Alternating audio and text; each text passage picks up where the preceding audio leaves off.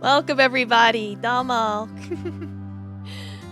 We're playing, doing something a little different by playing games that I've been in the past. Who's the platformer on this? I got, for the starting screen, I got it from Pixabay, which allows me to use it, the recordings and stuff for free. So yeah, we're playing, it's like, speaking of free audio, like this is where I want to start with. This is where I got the music and sound for this game, which was really helpful when I was making this game because it was like, yeah, you know, you need all the musics and stuff. I made this game way back in 2020. A masterpiece, yes.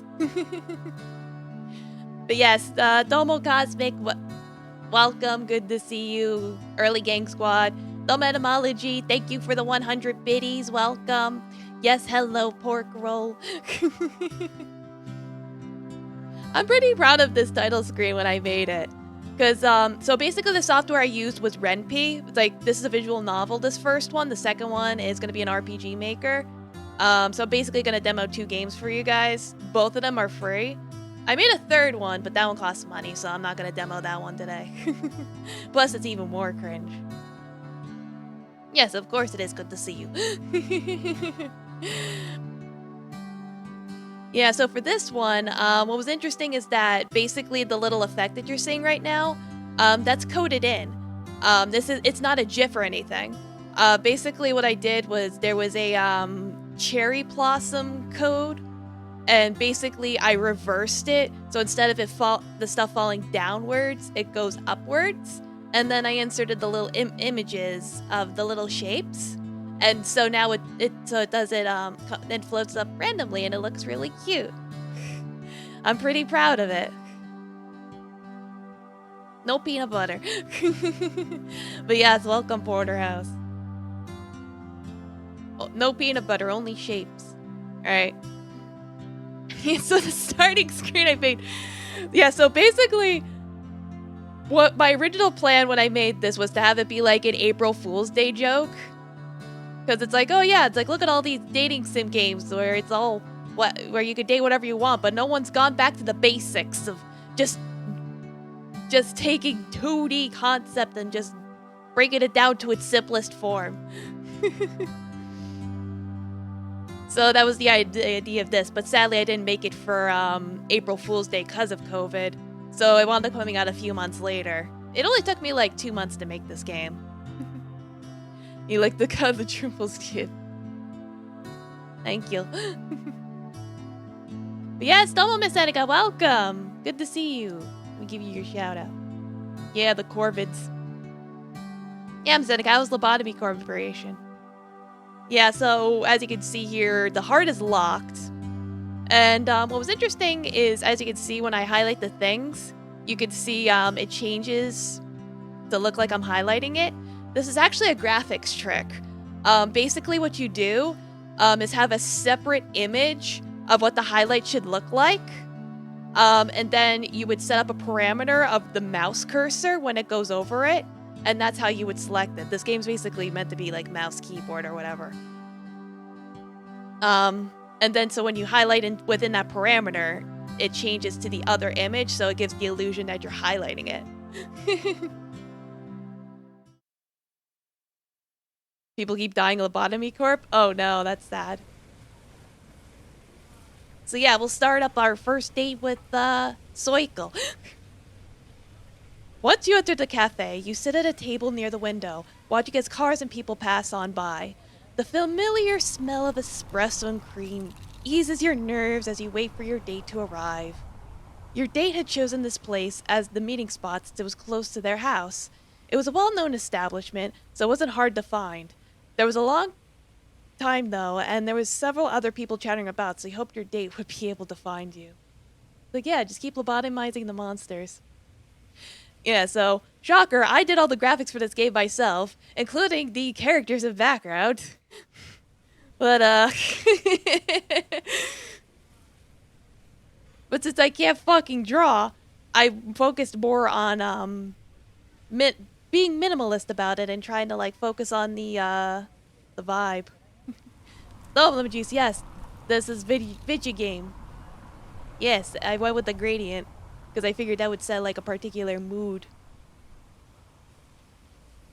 You glanced at your phone to check the time. It's 10 minutes past the time you promised to me and you haven't received any texts. Just as you're about to consider them a text to see what's up, they arrive. And there they are! I even gave them a little theme song.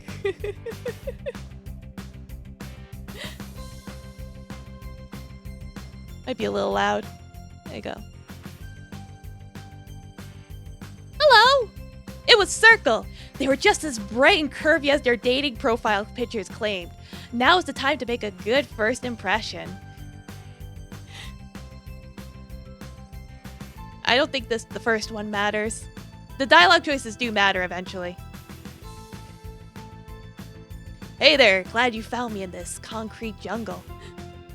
Circle giggles. Their laugh was as warm and light as bubbles on a sunny day.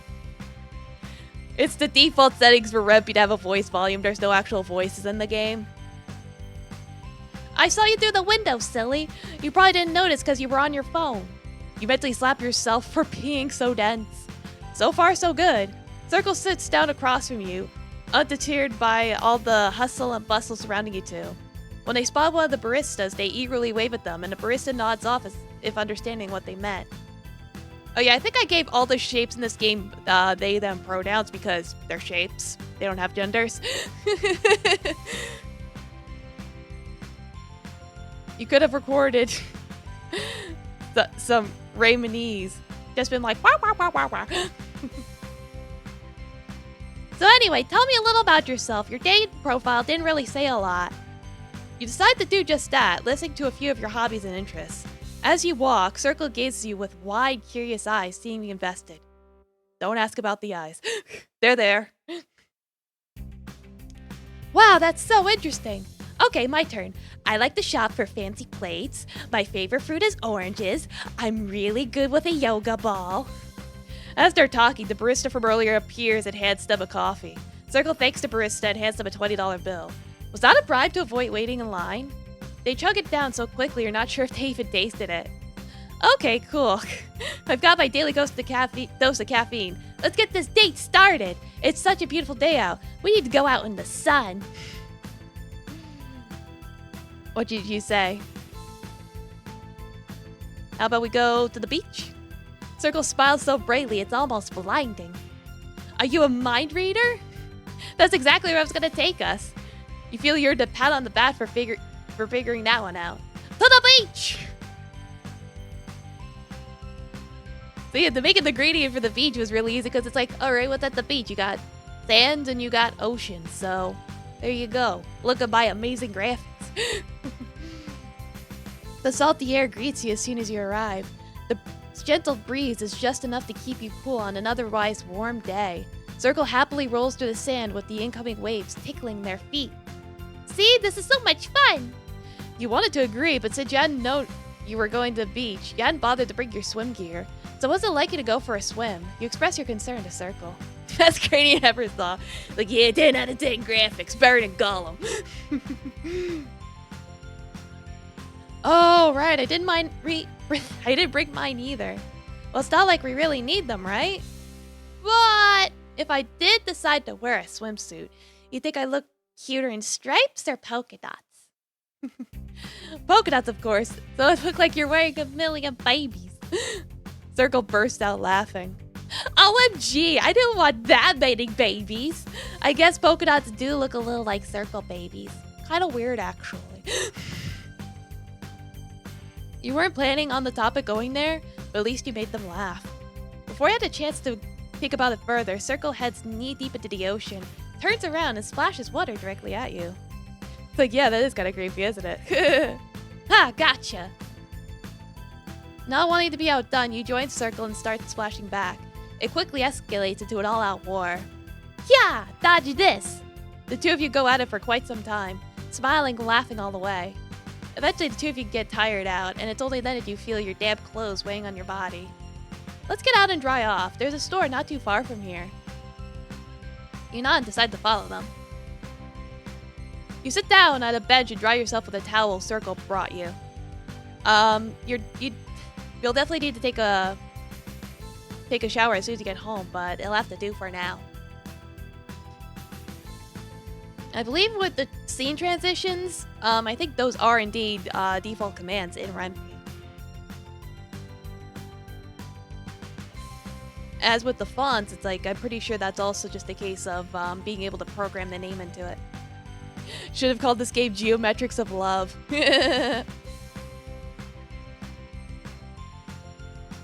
As you're drying off, Circle approaches while holding 2 ice cream cones.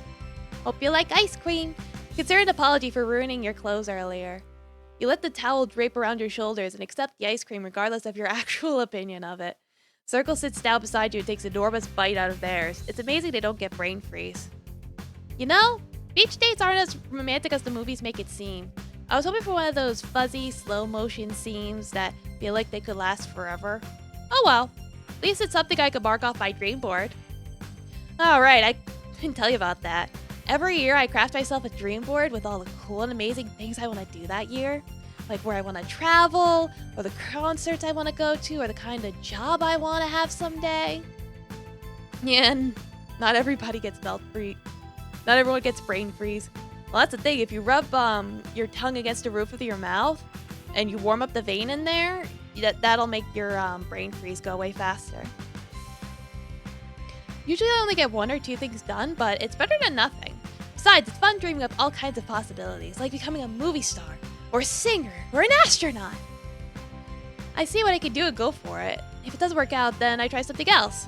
One time I made a shape tube account with the goal of getting a million subscribers in a year. I only got 10,000, so I deleted and moved on to painting. And then... Can you tell what kind of personality I was trying to go for with Circle?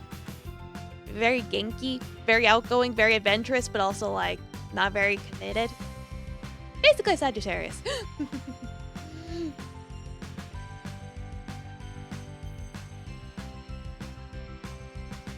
You finish your ice cream by this point and simply listen to Circle rant about their ambitions.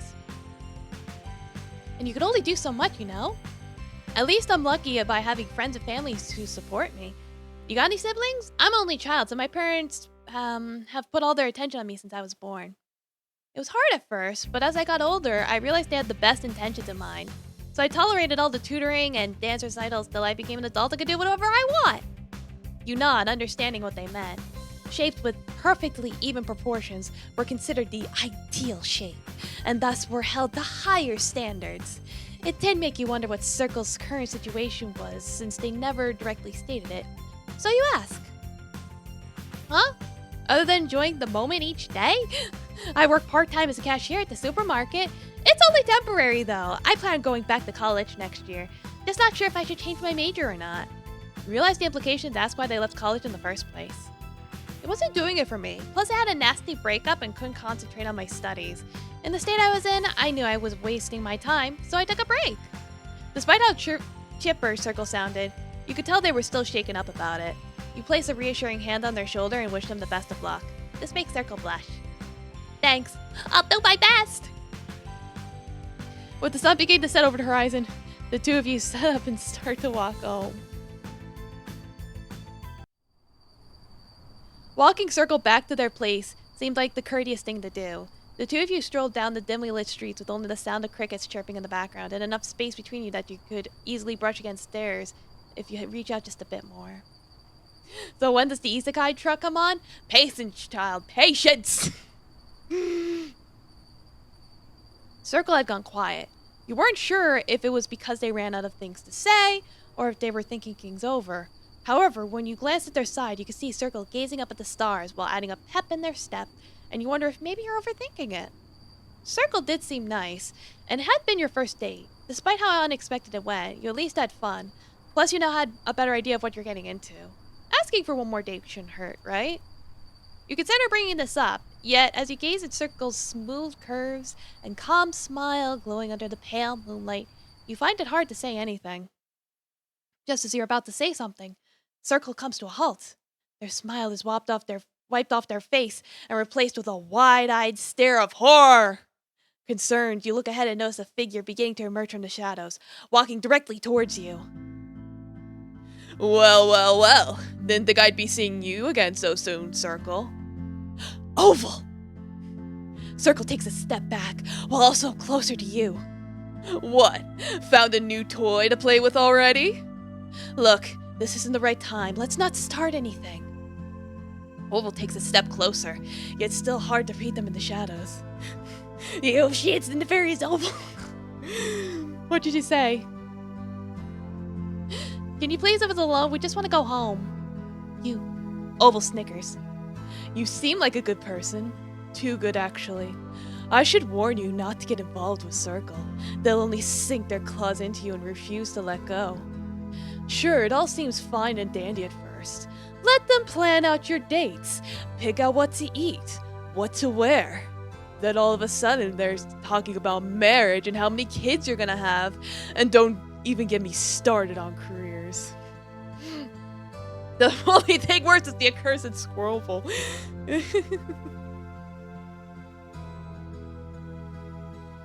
Stop it! Okay, I admit it. I was getting a little too ahead of myself. But you never complained. How was I supposed to know if you didn't like my ideas if you never said anything? You never gave me a chance. And when I did try, you didn't take me seriously. I almost changed my major just to fit with your perfect plan. Thank goodness I didn't go through with it. I only suggested it because you were complaining about the art courses and I thought business would be a better fit for you since you're so good at math and organizing. I had your best interest in mind. Yeah, here comes the controlling part. Yep, there you go. Yeah.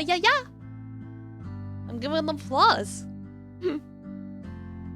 Huh, what are you, my mom? This is what's wrong with you. Never taking one's feelings into consideration other than your own. Jeez, forget it. It's over now anyway. I'm ready to move on. All I can do is ask that you respect that and do the same. Yeah, it's very serious business. Fine. Good luck ruining someone else's life. Oval then walked away back into the darkness, never to be seen again. You and Circle stand there in awkward silence for a moment, still feeling the heavy weight of what had transpired. Eventually, Circle moves to face you, their eyes downcast on the ground and their sides fidget about nervously. Yeah, dramatic music is dramatic. Sorry you had to see that. Oval wasn't always this much of a jerk. We used to have a lot of fun together, you know? Driving around town, going to parties, parking up on the cliff to gaze at the stars. But I was worried about our futures. I was scared of something going wrong. At least if it was my mistake, I could see where I messed up and learn how to do it better next time. If someone else did, there was no guarantee. So the more Oval made mistakes, the more I felt I had to be in charge. Felt like things were going better with me taking care of everything. But Oval's right. I never considered their feelings at all. Now I'm paranoid that I'm doing the same to you. I haven't been too controlling during our date, have I? I had fun, but you could dial it back a bit. I appreciate the honesty. Not knowing what else to say, the two of you continue your walk. Once you approach Circle's doorstep, you could feel your heart pounding in your chest with anticipation. There were multiple ways this could end, and it could all depend on how Circle felt based on your decisions. Circle turns to you and smiles. Thanks so much for walking me home. Maybe for our next date, you can plan where we could go. I'll try not to be picky. Next date? That means... This was a success! You made the right choices to have them keeping dating you. While you're cheering to yourself inside your head, Circle swoops in to give you a quick kiss on the cheek. Circle giggles as you both blush. Let me know if I get out of hand, okay? I really feel like I picked the right one this time, so I'll promise to do my best not to mess it up. What'd you say? Don't worry, this won't affect the ending. Yeah, because it's like pretty much all the dialogue decisions up to this point did actually affect your affection meter and what kind of ending you get. I'll show you guys the bad ending too. So yeah, you can count on me. Let's plan our futures together. Circle happily nods. Yeah! The thought of working together with someone fills you with a newfound determination. I could go back. Good one. Guess I'll have to watch out. Were you checking though? We may never know. Regardless, at least you now have someone at your side to look towards a new tomorrow. And... yeah, so it's like all the routes are really short. Pretty much the point of this game was for me to just figure out how shapes hurts feeling addition. Yeah, pretty much the point was for me to just figure out the mechanics, all the variables and flags and stuff. Because as you can see, by completing Circle's route, heart unlocked. Pretty much if you complete any of the shapes route, heart unlocks. And but it is recommended that you do each of the shapes because heart is considered to be like the true ending. And all of the storylines from all the other shapes do actually come together in Heart's route. Fucking love geometry. Yeah. Yeah, so I'll show you what the bad ending looks like for Circle now. An awkward encounter with a weird guy asking for smokes. No. Circle gives you a weird look. That was probably a bad choice. Fortunately, Circle manages to laugh it off. Greetings to you too. Good thing you sat by the window, or I'll never find you in this concrete jungle. The best is seeing you while you were on your phone. You mentally slap yourself for being so dense. Not a great start, but you'll bounce back. So how about a movie? Circle frowns, clear annoyed with your response. Were you even listening? I said we're going outside, as in the beach. You suddenly feel guilty for not realizing that. Oh wait, oh well, maybe you'll do better as the date goes on. To the beach you go. Luckily the skip button in RenP is so fast and I love it. Circle's a beach. Maybe shapes? Circle hums to himself and nods. I'm already pretty curvy, but I guess that would be nice. That didn't seem like a good response. And then there's this one. Yo, dog, don't think you can lay a finger on my shape. Ugh. Oval sighs and shakes their head. I appreciate you putting on a tough act to defend your date, but no one's gonna buy it looking at you. Hey, kid. Light me up a careful punk. I should warn you not to get involved with Circle. Yeah, we went through that already. It's like, nah, babe, everything was perfect. You're perfect. Thanks, I guess. Not knowing else to say, the two of you continue your walk. And then, in the climactic moment, after choosing all the wrong decisions, Circle turns to you and frowns. Sorry, but I don't think this is going to work out. I think it's best if we go our separate ways. Don't feel too bad. I'm just not entirely ready to start dating again. I'm sure you'll find someone better for you. Goodbye. Ouch, you've been rejected. Heartbroken, you drag your feet back the way you came. Oh yeah! I forgot the bad ending is... You'll see. Romance is a loser's game. As you're heading back home, you find yourself returning to the place where you had your date. What was mere hours ago were now bittersweet memories. Maybe you could have done better. You could have said something that changed her mind. Not that it mattered now. It was already too late. While you're sulking by the edge of the water, running through all the what-ifs in your head, something slowly starts to rise from the ocean depths. The sound of rapid splashing causes you to raise your head and look out towards the surface. Whatever it is, it's swimming close to the shore and directly towards you. You take a step back, trying to rationalize that there's no way it was actually going to leave the water. Its unwavering bullet-like speed argued otherwise. Like, no, Cosmic, don't do the compensated dating, no! You make an attempt to run away at this point, but wind up tripping and fall face first into the sand. As you lift your face up, all you can do is watch in terror as the mysterious creature approaches you. A giant tentacle emerges from the ocean. There's no sign of whether or not something was attached to it. Yet despite not having any eyes, it felt as though it was staring down into your soul. You're left a complete quivering mess under its massive shadow. You were at its mercy, but there was no guarantee it would understand your pleas. It reaches out towards you and you wince, bracing for impact. However, Domo poppy seeds welcome, yes, the birds. What comes is not a violent strike, but a gentle caress brushing away the sand in your hair. You stare at it completely dumbfounded, and it continues to stroke your head with its cold, slimy skin. Huh, well, this was unexpected. Not exactly unwelcome, though. Any kind of attention after being dumped would feel good right about now. The tentacle bends down in front of you and gestures towards its backside. You realize it was telling you to get on. Having nothing else to lose, you crawl on its back and lean forward to keep your balance. Unfortunately, the slime keeps you in place rather than slipping you off. Maybe Circle was right. You could do better. And apparently better had taken the form of a giant tentacle from who knows where.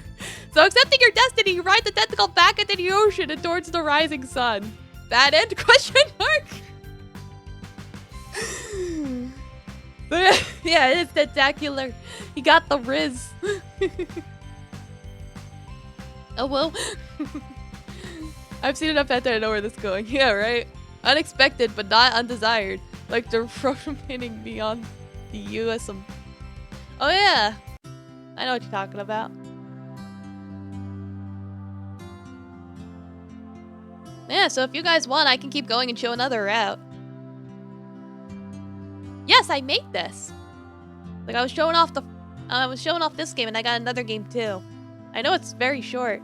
Alright, you're down, I'll keep going. We'll date square now. Once you enter the park, you take a seat by a nearby bench, observing the birds and people walking on by. You like what you've seen so far? Well, I'm glad to hear it.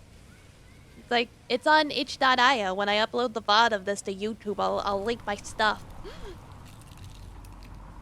The sound of children laughing in the distance and water trickling from the fountain soothes you as you wait to meet your date. Yeah, so, as you might have noticed, because I had like no fucking graphics, it's like I relied very much on my writing to try and fill in the gaps. Blood in the moon.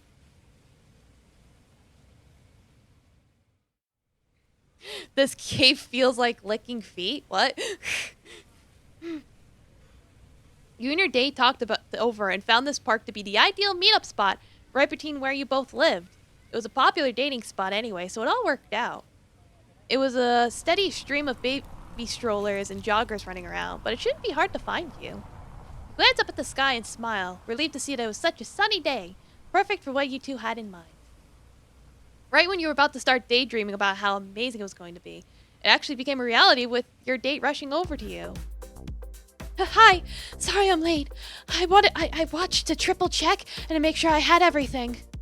Square takes a seat next to you while panting, clearly exhausted.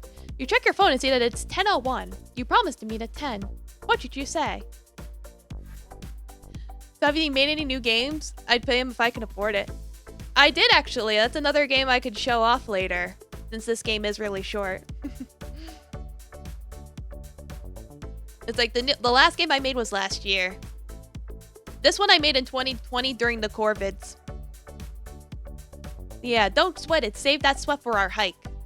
Square smiles. Their smile has cute, pointy little dimples. Yeah, that's right. I shouldn't tire myself out before we even get started. Let me rest up a bit and we'll get to it. You nod, letting them take all the time they need. So far, so good. Well, since we're just sitting around, maybe you could tell me a little about yourself? I know we've been exchanging emails for a while, but I don't know. I'm glad you're who you said you were, at least. What would be the shape equivalent of being catfished in a geometric world? Not that I doubted you or anything, but I'm sure you know how the internet can be. You have to be careful. Not that I think you're dangerous. Quite the opposite. You seem nice. You reassure him that you know what they mean and start listing a few things about yourself. As you talk, Square's eyes switch back and forth between focusing on you in their lap, and they start to fidget nervously. Oh, that all sounds lovely. I remember you mentioning that one. I do pay attention to what you tell me, really. I think you're getting a hex, but it's actually a pentagon. Yeah. Being an oval and saying you're a circle. Yeah. That's a good one. Alright, it's only fair that I say something. Well, I don't think I told you about my Lego collection. I'm thinking I'll build the White House next. I also like buying paintings and reading books on art history, so I guess I'm an art dork in general. Are there any books you like to read? Yeah, I read a good amount. Do you want me to recommend you some? That would be great. I'm open to almost anything, even comic books and manga. As long as they're PG-13 anyway. I can't handle the graphic stuff. It feels sort of wrong, you know? Like it isn't the point of, it's at the point of being the good guy doing good things. Before you have a chance to answer, Square stands up and turns to face you. Anyway, I'm ready to go on that hike. Best to go moving while the sun's high, right? Did you put on sunblock? I have some if you need any. The sun is a deadly laser full of UV rays, so you can't be too careful. You reassure them that you don't need any, and the two of you head out of the park towards the nearby hiking hill. The earthly pine scent of the forest becomes abundant as you enter the trail. The leaves from the trees above you rustle in the wind, and a squirrel skitters up a branch until it's no longer visible. Square gazes up around the area, admiring the scenery. This is so fascinating. I heard that there are 200 different species of plants and animals around here. Yeah, so I did try my best to make it so that they weren't blending too badly with the background. Like they are, it's like every shade of green you see on here is a different shade. So I'm like, it doesn't look too bad. Yes, Domo MW, welcome. I know some forests can have 1,000 species in a square kilometer, but it's still impressive. Yes, good to see you, MW. MW. EW. EW. I should turn off my woo face now. You agree, it seemed like more than what the average person could expect at least. Though the benefit of having the woo face on is that you wouldn't see my eyes closing when I'm looking down. Just W's enough if you want. Okay. As you continue down the path, you notice a bed of purple flowers a short distance off the side. It would be easy to go over there if you wanted to. It's like, what should you do? Point them out to Square. Wow, good find. I almost missed those. I think those are wild violets. Did you know they're related to pansies? Anyway, we should stick to the trail. And I just realized I think I made a typo here. Oh well, cringe. We'll leave them be. Wouldn't want to disturb them. It seems you made the smart choice despite the temptation. Random question, but do you have an old model? Like, VTuber model? No, this is my first model. Not long after, the two of you notice a deer standing in the middle of the path. Doesn't seem like it knows you yet, since it's busy digging its nose in the grass to forage for food. Yeah, that's the thing, it's like I've only been VTubing for 7 months. I haven't changed anything, really.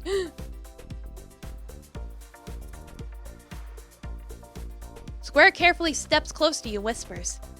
It's deer! Don't touch it though, you might get Lyme disease from its lice.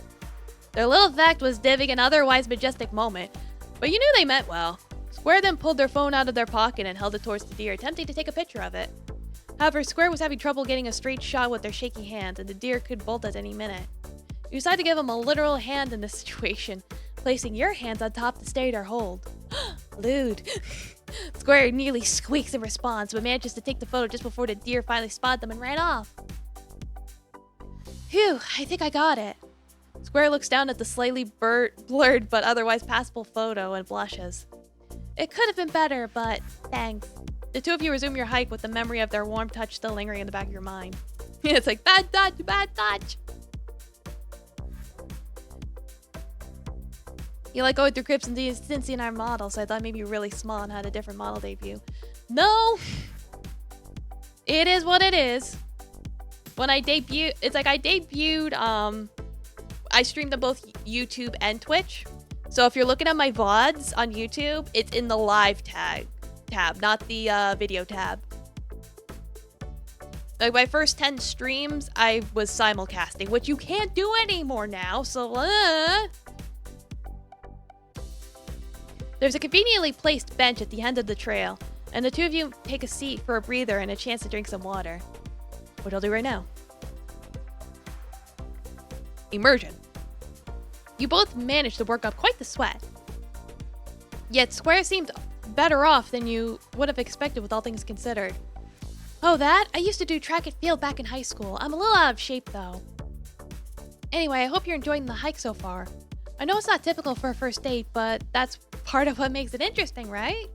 You couldn't argue with that, so you shrug. Square sighs with relief.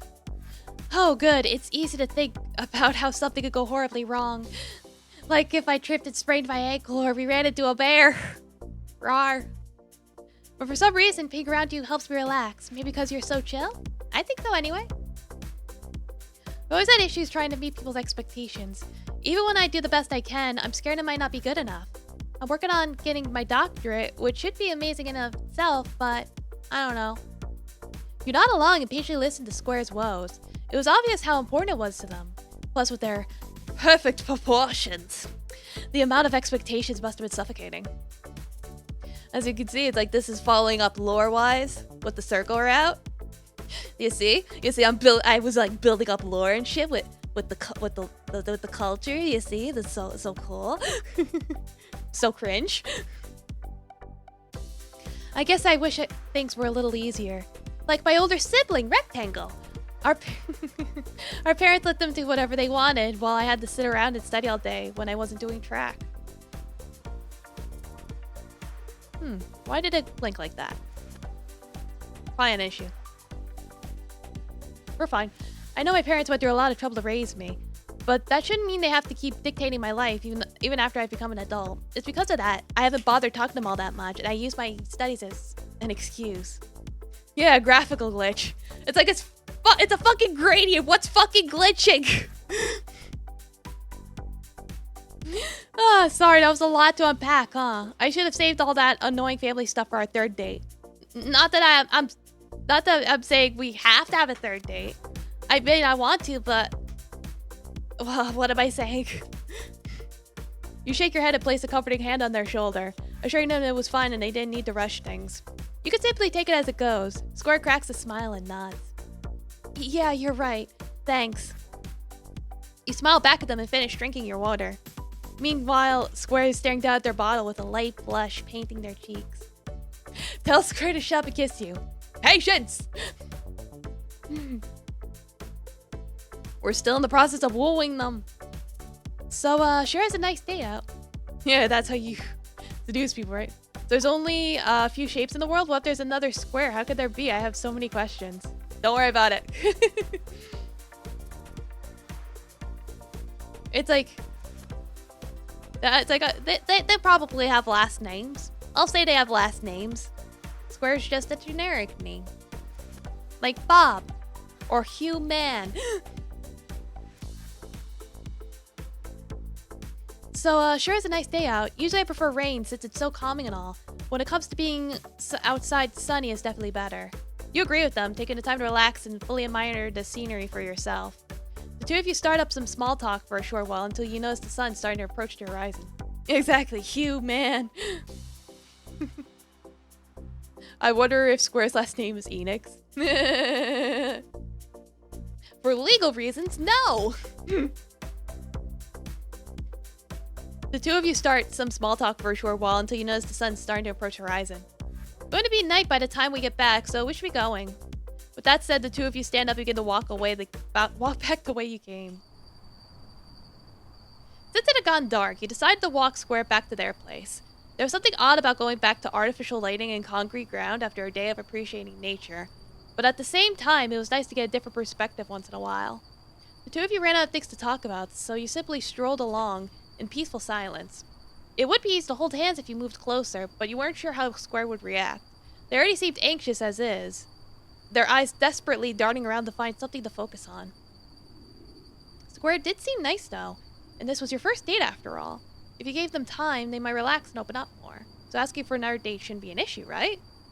You look over to Square, knowing how the lights accentuated their straight edges and smooth sides. How cute it was that their sides would squirm when they got nervous. But before you had a chance to speak, Square stopped in their tracks. Now their eyes, wide and surprised, were fixated on something ahead of them. Rectangle? You look over to see that there was, indeed, someone who bore a strong resemblance to Square. They'd been heading in the same direction as you, and stopped to turn around when Square called out to them. Yeah, it's me. What's up? Square takes a step closer to you, which immediately has you concerned. What are you doing here? Unfazed, Rectangle takes a step forward, their tall, intimidating figure more apparent in the light. What, can a shape walk around wherever they want? It's a free country. Mom and Dad asked you to go check on me, didn't they? Rectangle scowled and averted their gaze. Of course the genius would figure it out, but you already knew I wouldn't even bother being around here otherwise. Oh, well, I'm fine, so you can save yourself the trouble and go home. The second person to show up every time and be scary. Yeah. It's a bit of a reoccurring theme. Seriously? You could cut the tension with a knife from how thick it was. What should you say? Look, you've caught Square at a bad time. Maybe you could see them later? Square doesn't say anything, but you could tell from their small smile that they appreciated what you said. Oh, whatever. I knew this would be a waste of time. I don't get why Mom and Dad obsess over you so much anyway. If you're so perfect, you'll be fine on your own. I mean, everything else in your life is so easy.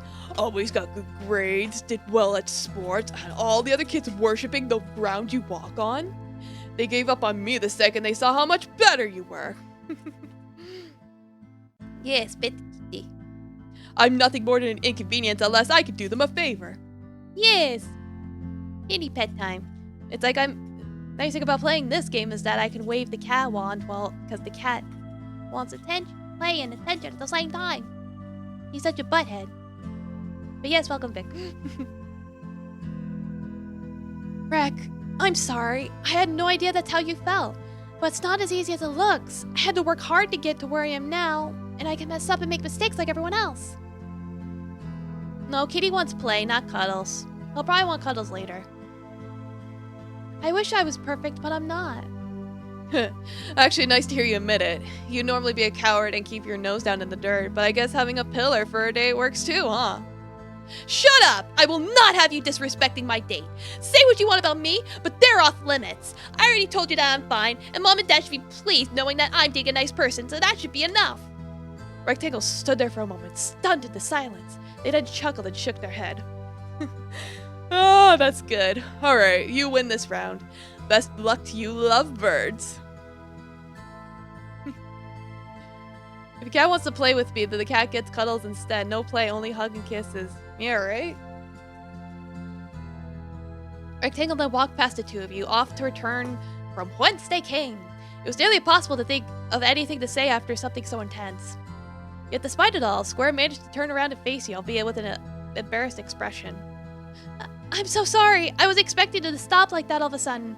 Though, now that I think about it, it's probably a good thing we ran into them before we reached my place. Someone could have called the cops. I swear they're not all that bad. We used to get along a lot better when we were younger. We'd play video games, chase each other around the yard, dress up and pretend we were rock stars. You know, kid stuff. Then once it was time to think about my future, it became obvious how our parents treated us differently, and that's when we started to drift apart. Oh, this is bad. Why did I go so far by raising my voice like that? No. What you did was brave. Was it really? Oh, thanks. Maybe I'm overthinking things. I tend to do that a lot. And it's like, gee, you think? So I'm sure you've noticed. I try to cut back, but when I'm faced with a stressful situation like that, it's easy to assume the worst.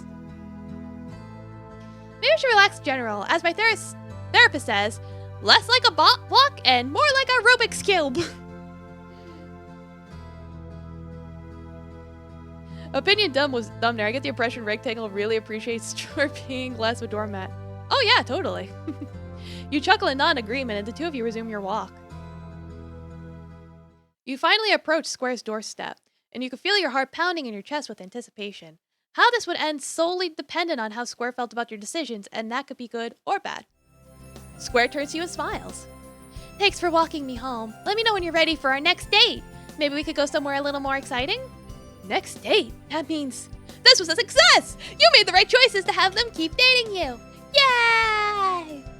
While you're cheering to yourself inside your head, Square leans in to give you a light kiss on the cheek. Square giggles as you both blush. I'll try not to worry so much about everything. Keep me grounded if my mind wanders off, will ya? I'll show what both dialogue choices are.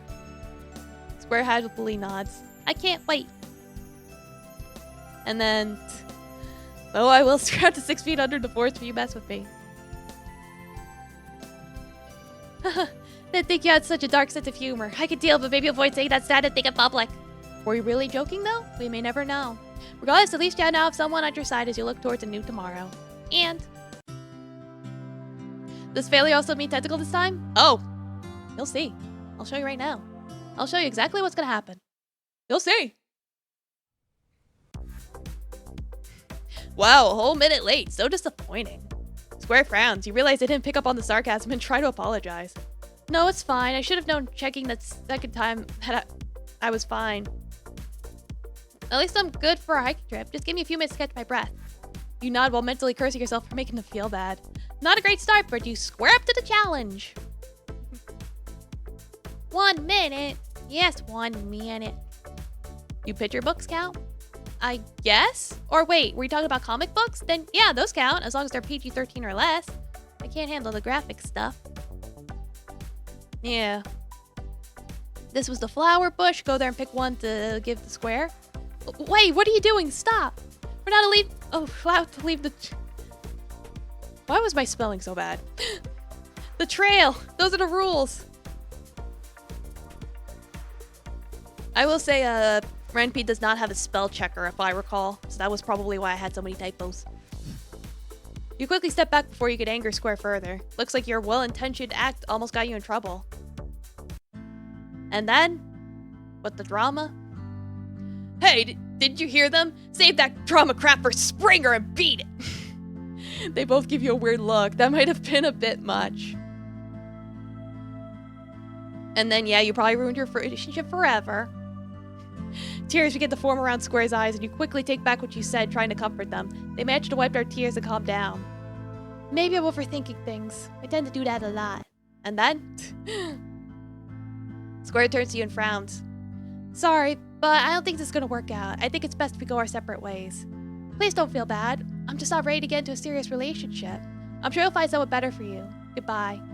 Ouch, you've been rejected. Heartbroken, you drag your feet back the way you came. As you're heading back home, you find yourself returning to the place where you first met your date. What was mere hours ago were now bittersweet memories. Maybe you could have done better. Maybe you could have said something that changed their mind. Not that it mattered now. It was already too late. As you're sulking on the park bench, running through all the what-ifs, something up in the night sky slowly approaches you. First you assume it's a plane, yet its roaring engine and intense lights compel you to gaze up to try and get a better look. This was no plane. It was round and dome-like in nature with an unworldly metallic sheen. Before you had a chance to react, the beam of light blasts towards you, and everything goes white. Yeah, it's a flying saucer. Yeah. Once the light clears, you find yourself in some kind of intergalactic spaceship. The amount of lights, buttons, and cryptic scribbles is impossible to fully wrap your head around. And to make things worse, an alien shows up holding a long, claw-like device that would really hurt if they put it in the wrong places. You get on your knees and start begging for your life, hoping the creature somehow understood your language. The alien begins speaking in gibberish you can't understand, and as it does so, it uses its device to lift up your clothes, hair, and limbs. You notice the alien recoil in disgust when it spots your sweaty pits from a long day of hiking, and you start to wonder if the device was for sanitation purposes. After they finish inspecting you, they hand you what appears to be a pre-written message on a holographic tablet device.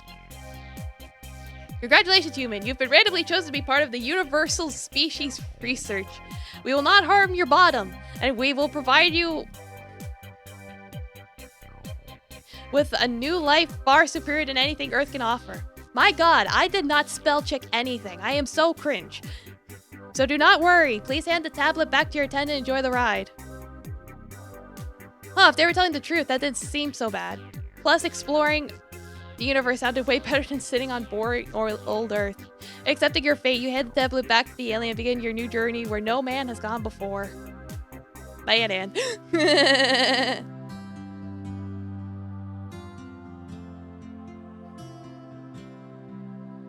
Yeah, I just realized I could just put the link to my stuff in the thing.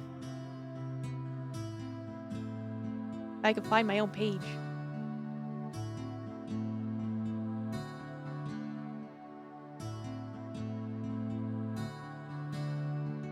To pull the camera. Yes, it is the Captain Kirk ending, basically. It's like, yeah, they were telling the truth, probably.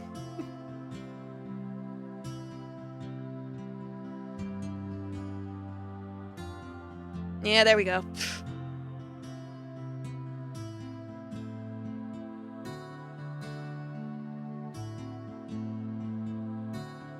Yeah, so I could do the next one if you're up for it.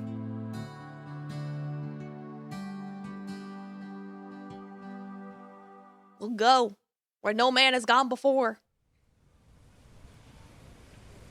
Yeah. Once you finally find the cafe you were searching for, you take a seat at the table near the window.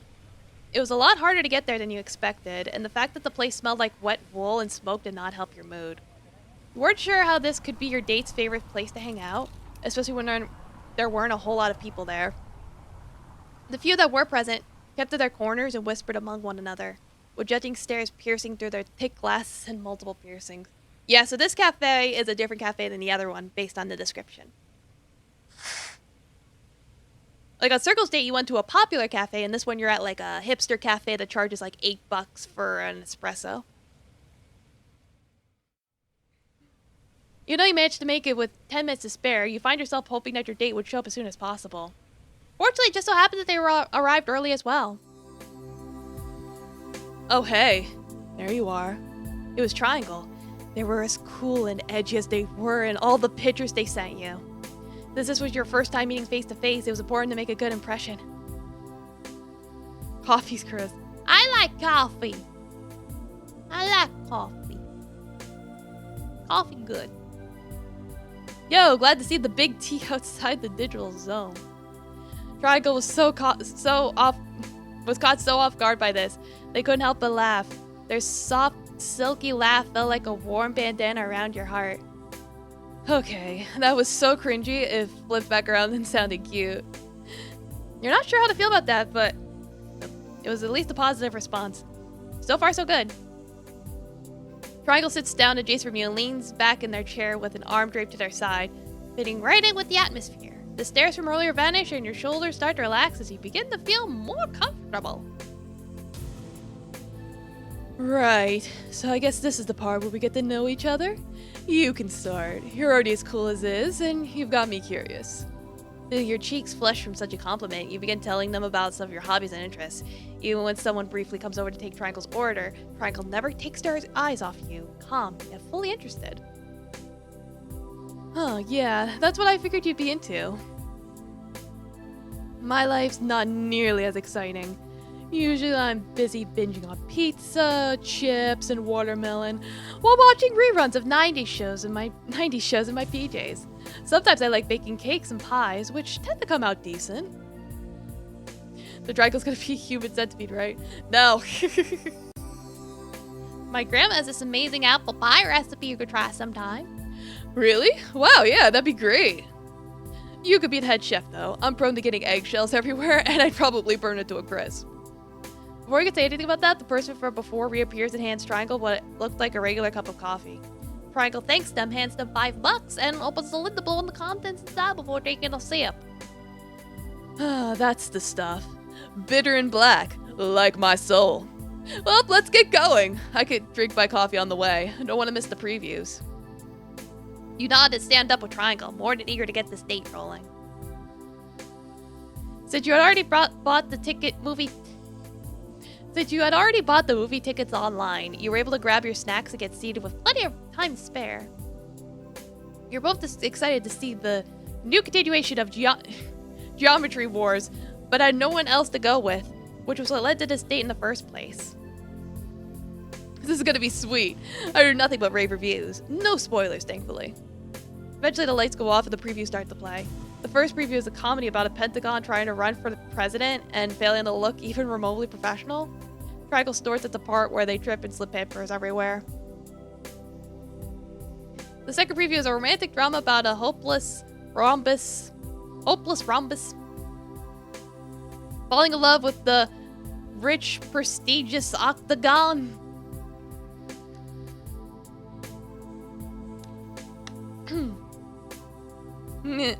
I mustachio question, but I'm shaving it later. Apparently, the octagon was only being nice to Rhombus to prove to the other shapes that they could be kind and charitable, but maybe it could be something more? Huh?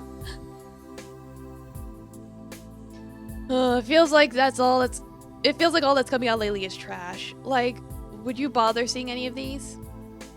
Nah, but the first one might be so bad it's good. Alright, I'll check my posture. Yes, no shrimping. Hey, I was thinking that too. Great minds think alike. Even if everything's gone to crap, at least we can enjoy the disaster. What you hope is the last preview is a supposedly true horror story about a hexagon getting an exorcism. At one point, a black ghoulish figure pulls a cheap jump scare and you suddenly feel a hand clutching your own. Yes, feed Taffy the pom-poms. And then I gotta clean his pom-pom poops later. The pom poops. You look down to see it belonged to Triangle. It takes them a bit to realize what they had done. And they quickly pull away with an embarrassed blush, painted all over their cheeks. Oh, sorry, I'm not good with jump scares. You assure them it's fine and hope they don't see you're blushing just as much. Fortunately, the movie starts up right after and the moment is soon forgotten in favor of an action-packed adventure.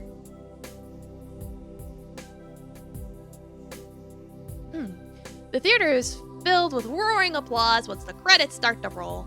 There was no post-credit scene, so the two of you walked on out, tossed out your trash, found the nearest place to sit to discuss the movie. Man, I can't believe they were related all along, but it explained so much. And then that laser fight?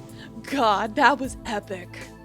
You nod agreement and provide your own input on the movie. After a while of excited chatter, Triangle calms down and stares down at their lap. You know, I can relate to their sibling rivalry. I have two siblings, Scalene and Isosceles. So yeah, to answer your question, Poppy Seeds, it's like the shapes do have different names.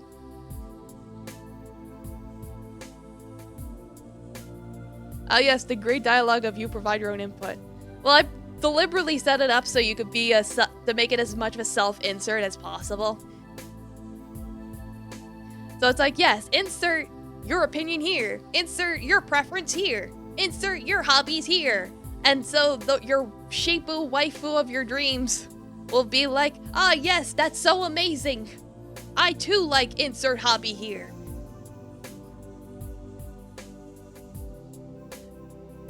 Missed opportunity to make the pro tag a cringy loser.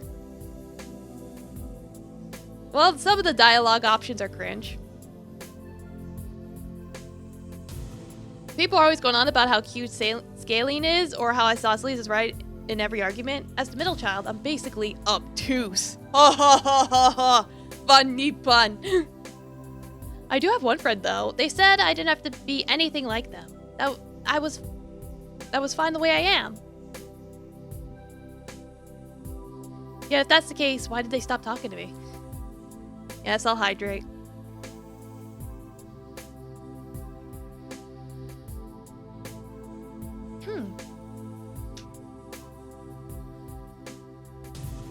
I remember what I did in order to have the underlines. I think I had to manually draw the underline, which was weird. Sorry, I shouldn't be about that kind of stuff. On a brighter note, I did get promoted to manager at the bookstore I work at. It's nice being in charge of something for once. I don't really have any dreams or goals for the future. I'm just taking it day by day. I do feel guilty about it, like I'm somehow wasting my time if I don't do something, but what can you do? I should stop trying to avoid my problems with video games. Like, yeah, solve your problems with video games. But those are one of the few things that relax me and keep me sane. Not that getting a platinum trophy means anything in the real world. You didn't want to come off as patronizing, so you simply place a comforting hand on over theirs and smile. Triangle looks over to you, their narrow eyes widen from the surprise, and after a moment they manage to crack a small smile back.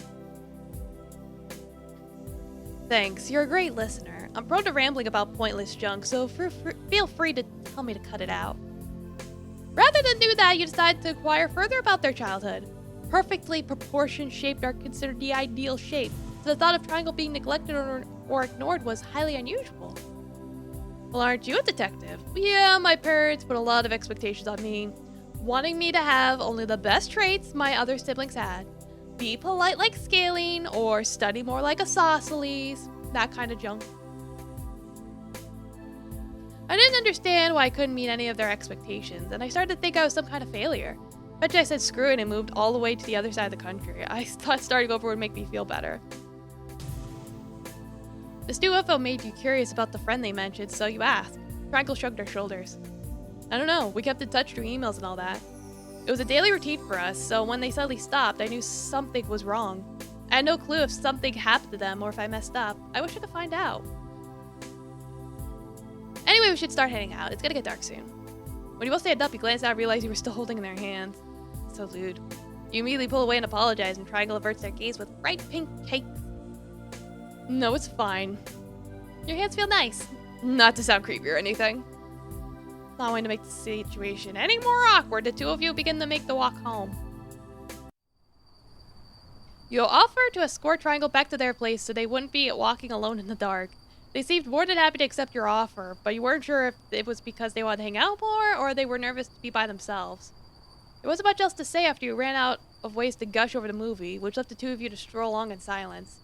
Oddly enough, the silence didn't feel awkward at all. You recall another movie telling you that was a good sign. Like, kudos to anyone that gets the reference. Triangle really did seem like a cool person after all, but there was something about them that felt a bit off. Yep, now you're starting to see the pattern. Then again, this was only the first date and it could have easily been nerves or something. Another date wouldn't be so bad, right? You look over at Triangle, who was too busy staring at the ground to notice, and for a moment you find yourself admiring their sharp edges and acute angles under the pale moonlight. Whoever thought their siblings were cuter needed to get their eyes checked. Right when you're about to speak, you're suddenly interrupted by a voice calling out behind you. Calling out for Triangle. Triangle gasps and stops in their tracks, clearly recognizing the voice, and they waste no time turning around to see who it is. Ah! 4 Point? Oh my gosh, is that really you? Triangle is beat with joy at this point. You managed to put 2 and 2 together. This is most likely the friend they were talking about. Yeah, it's me. I finally found you. Feel like something was off. Triangle's smile soon fades, and they take a hesitant step closer to you. What do you mean? Were you looking for me? You know you could have called or sent me a text. 4 Point takes a step closer, and it's then you begin to sense a menacing aura radiating from them. Like it's fucking JoJo's. Despite this, 4 Point seemed perfectly calm on the surface, even putting on a friendly smile to get the point across. The protag says, never have seen Triangle siblings.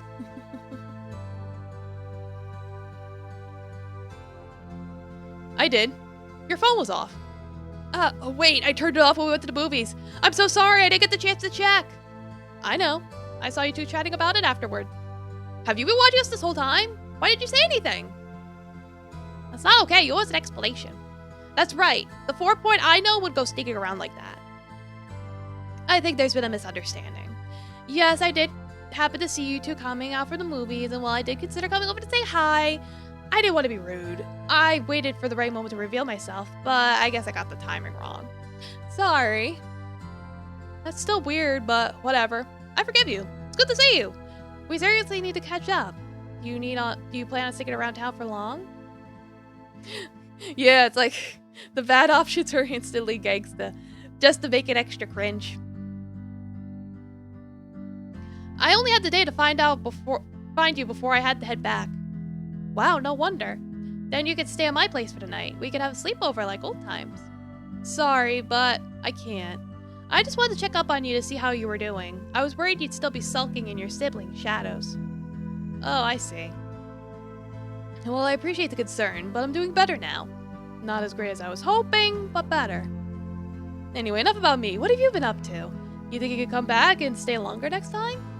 I can't really say. And I don't know, I have a lot going on. You won't understand. Triangle bit their lower lip as their hands curled into fists. I don't understand? What do you mean? What's even going on? You stopped talking to me one day and then you randomly show up without any advance notice? Talk to me, will ya? Triangle's grip loosens and they breathe out a deep sigh. I missed you. I'm sorry. Finish the rest of your day and we can talk another time. Goodbye. 4 Point then disappeared into the darkness, and the last thing you see is their smile replaced with a lingering sense of regret. It was almost impossible to know how to react to such a bizarre encounter. Triangle steps back and stares down at the ground with their hands behind their back, scuffing their foot against concrete. So, sorry, I guess? I have no clue what that was all about. Really wish they had called her something. It's so strange. They're not anything like I remember. The 4 Point I knew was all about being open and talking about feelings. We'd stay up all night rambling on about random stuff, and a lot of my hobbies, like playing video games, started with them getting me into it. I wonder what changed. Time can change people, but I'm sure you two will find a way. Thanks, I appreciate the support. Things might look bad now, but there's always a chance to fix it. Well, no point standing around worrying about it. Let's go. You not agree with it too if you resume your walk. Same lines as usual. And Fraggle turns around to you and smiles. Thanks for walking me home. Hopefully our next date won't have any weird mishaps. I'll send you this one retro arcade that seemed really cool, and you can let me know if you want to check it out. Next date? That means this was a success! Yay! You made the right choice to keep updating you! While you're mentally cheering to yourself, Fraggle climbs up a step and leans down to plant a kiss on your forehead. Fraggle giggles as you both blush. Hope you know what you're getting into. I'm not exactly the bright and cheerful type. Challenge accepted. Fraggle starts out from laughing. It's cheesy, but I'm looking forward to it. Heck, I'll see if I can get you a smile too. And then the murder in the sleep. Bye by me. I'm ready to embrace Papa Death at any time. Seems like they assumed you were joking, but were you really? We may never know. Regardless, at least you now have someone I decided to look towards at noon tomorrow. Okay, so the failure this time was the samurai talk. He did the moon deserve the court of the Ram Princess. Well, let's see if you're right. You seriously hanging out at this dump? Why don't I take you somewhere better? Fraggle shoots you a nasty look before breathing out a huge sigh. Yeah, it is pretty dumpy, but that suits me. I'm not good enough to try and fit in with all those fancier places. You realize they took it as a personal insult and tried to apologize. They shrug it off. Whatever, I know you didn't mean it. Not the best start, but they just have to see you at the right angle. Ha ha ha ha ha ha ha. That sounds boring. Why not pick up a hobby? I can't find anything to get invested in. Besides, I'm not even good at it. I'm just wasting my time. Yeah, and then about the movies and previews. Yeah, they all suck. Hollywood's getting desperate. Right? Everything in general's gotten crappy the last few years. Honestly, I don't see it getting any better. Yo, what the heck? That's creepy as hell. Get lost. Oh, it shouldn't be that drastic. At least give us an explanation. And then afterwards, it's clear enough for the better. You should give up on them. I'll think about it. Figures the one good thing of my life gets ruined. And then...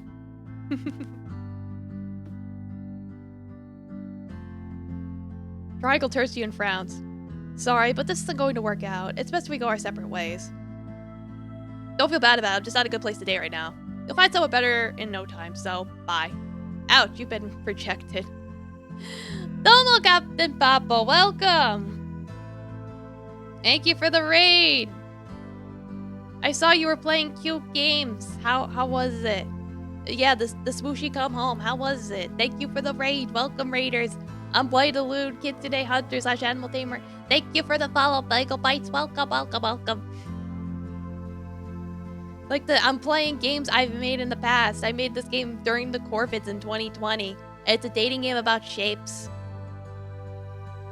Your game was adorable? Good, I'm glad to hear it. So yeah, kick back, relax, and enjoy weird shape drama. Very comfy, highly recommend it? Yeah, it definitely looked like a game I'd want to try. Heartbroken, you drag your feet back the way you came. Yeah, it's like I made games. The last game I made was like a year ago. I'll probably show it off later in this stream since this game I'm showing off is really short. As you're heading back home, you find yourself going past the movie theater where you had your date. What was mere hours ago were now bittersweet memories. Maybe you could have done better. You could have said something that changed their minds. Not that it mattered now. It was already too late. As you're heading around and sulking, running through all the what-ifs in your head, someone begins approaching you from behind. You notice their shadow and think nothing of it, assuming to be a random person passing by. But then, a familiar aura creeps up on you and sends shivers down your spine. You're pathetic. You quickly turn around to see 4 Points standing there, absent of any of the friendliness from earlier. Nervous and confused, you ask them what they're still doing out so late. I have a confession to make. I wasn't here to see Triangle. The truth is, I'm actually an assassin here to kill you! You're completely stunned. What could you have possibly done towards someone coming after you? And by a shuriken, no less. Yeah, that's the thing. It's like 4 Point shape isn't actually a star. It's a shuriken. They're a ninja! Plot twist! Something built for distracting rather than killing. Yeah, go stretch your leggies, Papo. Go, go, go. I was considering sparing you if it seemed like you would make Triangle happy, but I see now you're nothing more than scum. At first you consider running, but you could discover your feet are glued to the ground, paralyzed by fear. Then you consider the idea that this might be a joke, a way for them to get back to you because they think you hurt Triangle's feelings. So you laugh a bit too forcefully and call them on their bluff. Their cold expression remains unfazed. True, normally it would be used for distractions, but that's why I brought my secret weapon. Oh. A sudden explosion goes off, and without even having the chance to say or think your final words, you vanish from this world without a trace. Good night. Bad end.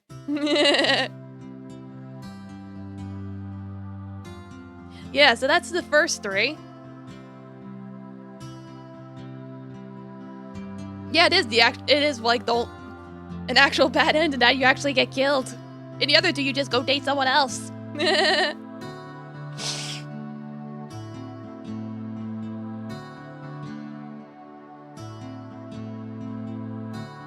We'll finish this cringe off.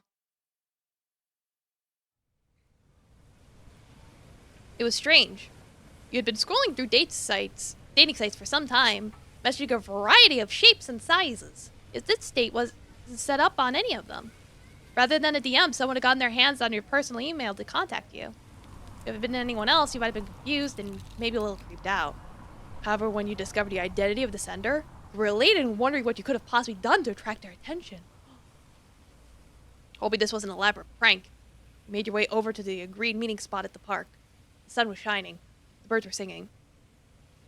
Overall, today seemed like it was going to be an amazing day. To your surprise, as soon as you reached the park entrance, your date was standing right there waiting for you. Oh, are you surprised? You thought coming here early would mean having to wait for me? But alas, I was the one who decided to come in early to wait for you. Aren't I so inconsiderate? Oh man, it was the heart, the living embodiment of love itself. And they were the one who asked you out. You wish someone would have pinched you already because you must be dreaming. Ah! Before you could say anything, Hart walked up to you and handed you a beautiful rose corsage adorned with baby's breath. I already don't like Hart. It's like if they had a nationality, they'd probably be Belgian. Here, this will match the outfit you picked out. Now let's make haste. We have to get you ready for the ball. Kitty's being a butthead. He wanted him. That's right. The invitation was a date for the side view ball. Only the most prestigious shapes were allowed to attend unless they brought a +1. This was really happening. You were going to be rubbing shoulders with celebrities. You were too absorbed in your thoughts to notice a heart had grabbed your hand and dragged you across the street until you were on the other side. Their hands were soft and delicate as a bundle of feathers, and your own heart was beating 1,000,000 miles per hour. Unfazed by this, Hart pointed out the store they had taken you to, which seemed to be a top-of-the-line clothing store. Judging from the luxurious dresses and suits on display, it must cost a pretty penny. Here we are. The limo should show up by the time we're all dressed. limo should be a shock at this point, but you were still really excited anyway. And with that, you were whisked away by heart into the world of the fabulous and wealthy. Yes, I'm checking my posture. The party was already in full swing by the time you arrived. Does it sound like I'm being a shrimp? Probably. Doesn't help that I'm sweating. The ballroom's golden walls and sparkling chandeliers were beyond anything you had ever seen. A quick scan of the crowd made it even more apparent that it was no joke. You couldn't take 2 steps without recognizing a famous shape. Would it be okay to talk to these people? Would you be able to with a straight face? As you're taking the time to admire it all, Hart comes up behind you with a glass of wine, casually swirling the cup around in their hand. Not bad, huh? No need to thank me. Just relax and enjoy yourself while you can. Harte glances at where you placed the corsage, and their lips curl into a heart-shaped smile. I knew it'd be good on you. You look wonderful. You try to hide your growing blush as you thank them for the compliment. Taking their advice, you let yourself wander around a bit and sample some of the party delights. They had a variety of hors d'oeuvres, from cheeses to tiny sandwiches, and the main table was practically an all-you-can-eat buffet of exotic foods from all over. You fill up a plate with your choices, holding back your drool all the while, and returned to Hart to see them chatting it up with a crowd of people. Then I said, "No, that's my horse!" Everyone in the group laughs at this, and you awkwardly try to laugh along with them. You had no idea what they were talking about. Horse doofs, yeah. Since they went to discuss things you didn't understand, you use your food as an excuse to stay quiet and simply nod your head along. Yes, yes, yes, yes, yes. Oh, that reminds me, I do hope we get the chance to dance after the speech. It would be a waste of a ballroom if it didn't. You nearly choke when you hear the word dancing. You weren't prepared for that at all. Would you even be able to pull it off in front of all these people?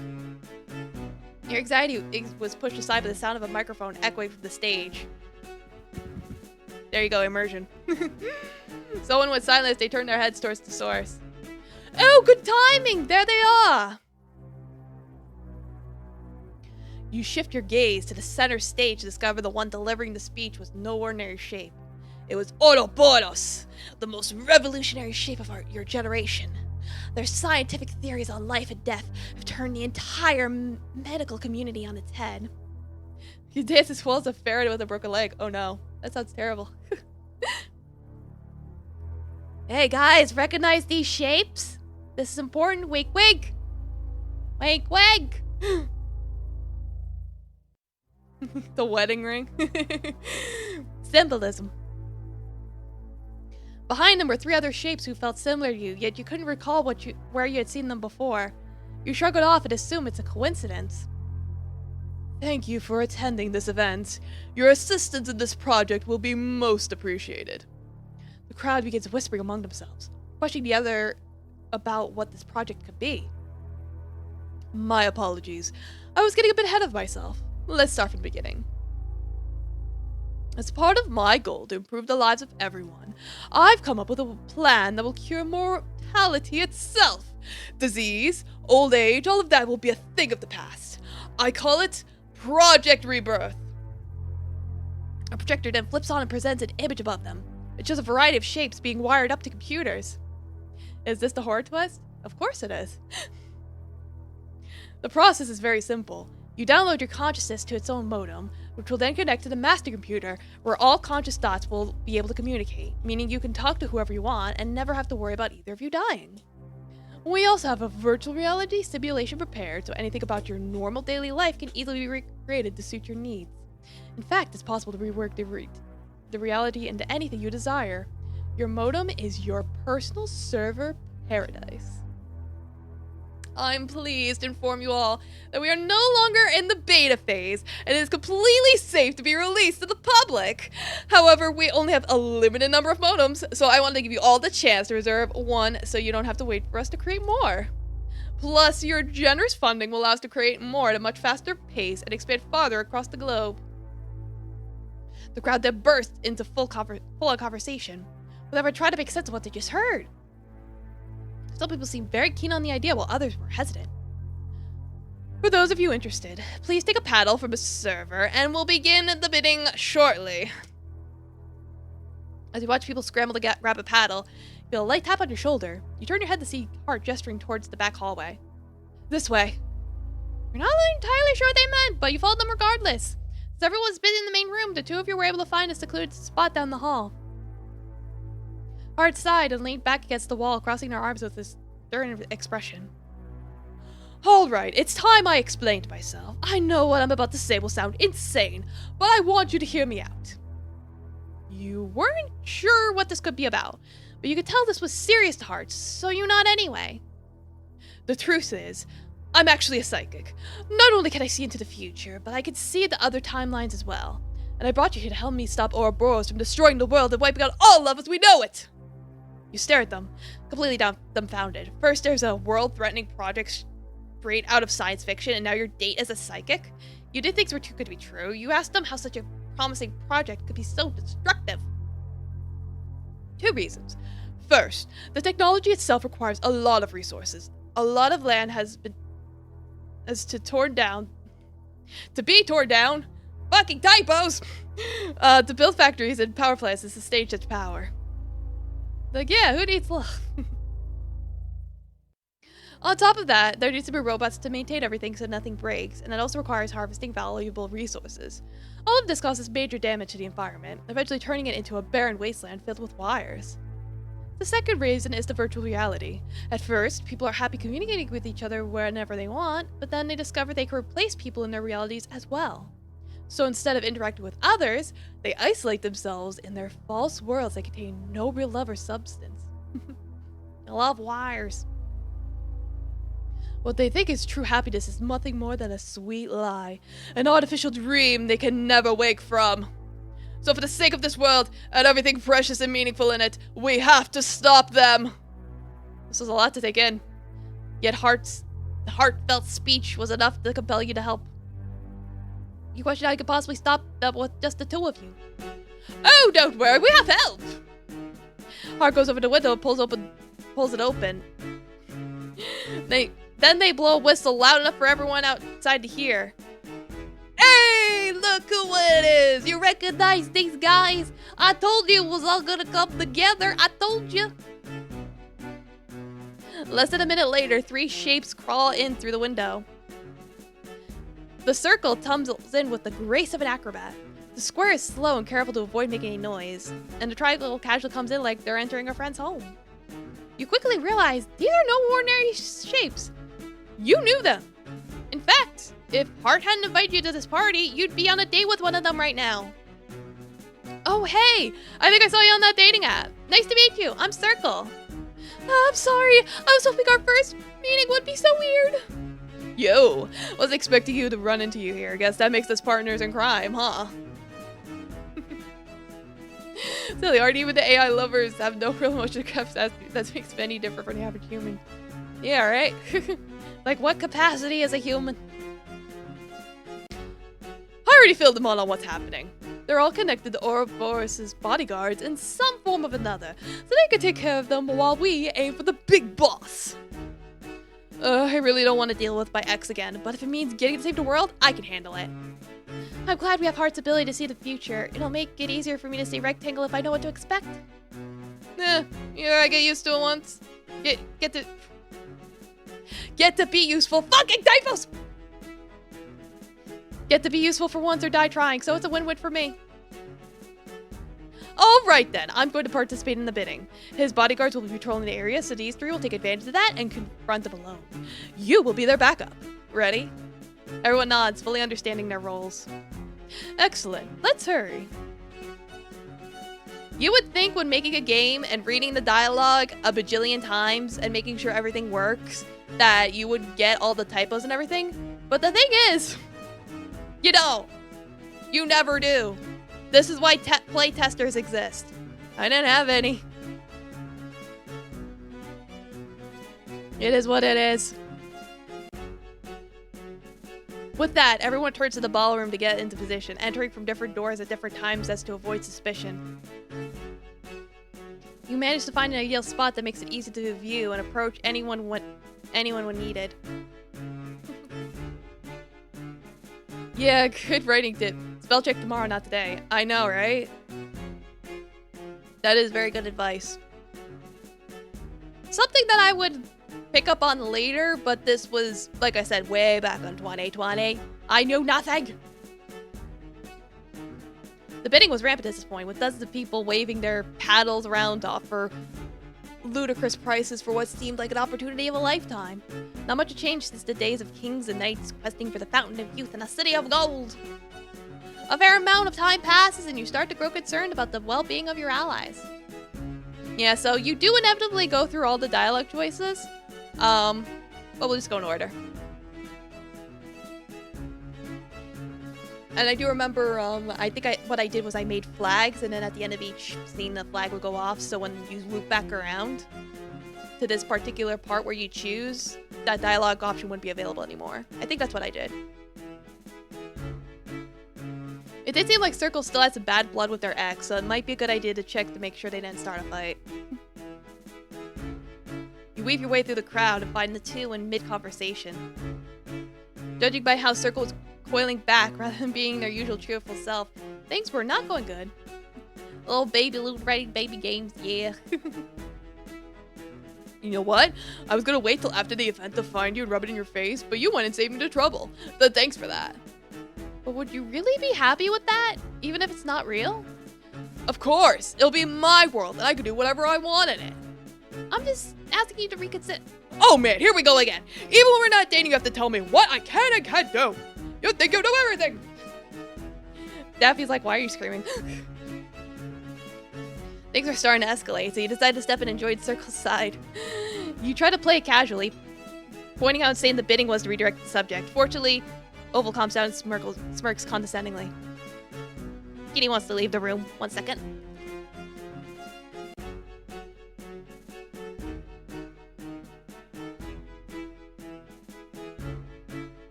Yes, pet kitty.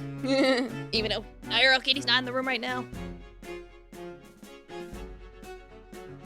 Okay. Yeah, they're like animals out there. Too bad they don't have connections like I do, so I don't have to pay a cent. You act surprised that they were able to reserve a spot. Yeah, pair the birds with it too. Why not? And ask how that happened. Coding and creators. That's the funny thing. Ouroboros contacted me. Apparently I forgot I applied and I happened to be randomly chosen. Not that it matters. That sounded unusual, but you don't question it further. Distracting them with small talk was enough to get Circle back in the game, and Circle glanced at you with a small smile as thanks before resuming their stance. Look, I get it. I made a lot of mistakes, and I'm sorry. But please, don't throw your life away just to spite me. Think about it. This isn't me telling you what to do. It's simply advice. Because despite everything that happened, I still care about you. Domo Callie, welcome! Oval walks away without a word, leaving both of you with no idea whether or not they had taken what Circle said to heart. You can only hope. Thanks for the help. It's not easy to face the past, but learning from it will really be helpful in knowing what not to do in the future. Maybe we should go check on the others. I think I deserve a cracker snack after that one. You now return your original spot to inspect the area. Yes, as you can see, now you can choose between only square, or triangle. Square might get nervous doing something as devious as luring Rectangle away to talk to them, so it might be a good idea to see how they're doing. As soon as you meet up with them, you can tell from the dead silence that things were not going well. Square was fidgeting with their hands, struggling to make eye contact, while Rectangle stared down at them with enough intensity to steal melt beams. That's all you have to say? Really now? I was at least going to give you the chance to say goodbye after the event, but now I'm glad you came since it saved me from wasting my time. But what about Mom and Dad? Who cares? They never paid any mind to me when they had you, so it's not like they're going to miss me. You'll all be fine without me. Hi. You see this as the time to step in, taking Square's side as you try to lighten the mood with a joke about how crazy the bidding was going. Luckily, Rectangle lets out a small laugh, their anger slowly beginning to simmer. Yeah, no kidding. Yeah, Cosmic's here like every stream, that's why. Yeah, no kidding. Good thing I won the random picking to get him for free. We asked surprised about this and asked them how they were able to enter. I don't remember. Can't complain though. The once-in-a-lifetime opportunity. You say you agree, but deep down you say something about it was fishy. It's okay. You could just watch the VOD. It's on the YouTubes. Regardless, you managed to distract them long enough for Square to summon the courage to speak. Square takes a long, deep breath and gives you a quick nod as thanks for confronting Rectangle. Rec, I'm sorry Mom and Dad treated you the way they did. Had I known? No. It's too late for that. But I swear I'll make it up to you somehow.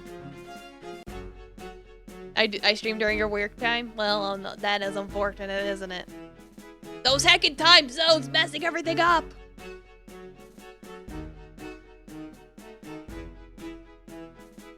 So please don't do this. You might think no one will care if you're gone, but I will. I'll miss you. Triangle walks away without a word, leaving it ambiguous whether or not they had taken what Square said to heart. All you can do is hope. You're here for the conversation? Well, okay. I appreciate the help. Normally I wouldn't agree with crashing. Is Miss Seneca here? I think she's lurking, probably, yeah. Normally I wouldn't agree to crashing a party like this, but I know we're doing the right thing. Anyway, I could go for one of those little sandwiches after all. Work real job is just microdosing hell. Yes, it is. You should see how everyone else is doing. And then Triangle. Triangle might not have the confidence to handle this alone, so it's worth checking up on them to see how they're doing. By the time you're able to get over there to where they were, the situation is not looking good. The typically calm Triangle was one wrong move away from exploding, clenching their fists as 4 Point stared back with cold, unyielding eyes. So that's it, huh? You're not even gonna explain? You're just going to leave me behind? What's wrong with you? What did I do wrong? Yeah, it is late for her. It's like 3 a.m. in her zone.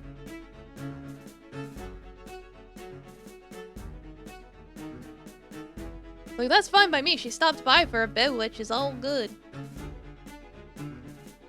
You quickly joined Triangle by their side before things could get out of hand, crashing in with an awkward laugh and a joke about how insane the bidding was. Getting to change the subject. It was getting to change the subject. Wording.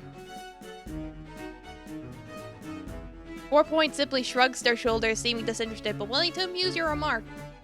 It certainly is. Not that it matters. I was merely hired to do a job. So how it goes is of little importance to me. Like, yeah, like, I have noticed I attract a lot of people from a variety of time zones. You act impressed and asked them how they were able to land such a job. I'm very experienced with my profession. Ouroboros heard about me and requested that I work for them. That's all. That's not all! You said yourself they were going to use you as a moderator for the communication network.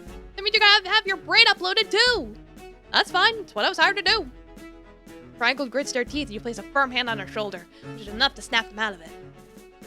Triangle takes a second to recompose themselves, then flashes a brief smile at you as thanks before resuming the conversation. I get it. You're not supposed to question your job, but there's so much more to you than what you do for a living. You shouldn't set the bar so low. Like, I'm a cool cat and a hot dog. And that makes a cringe fox.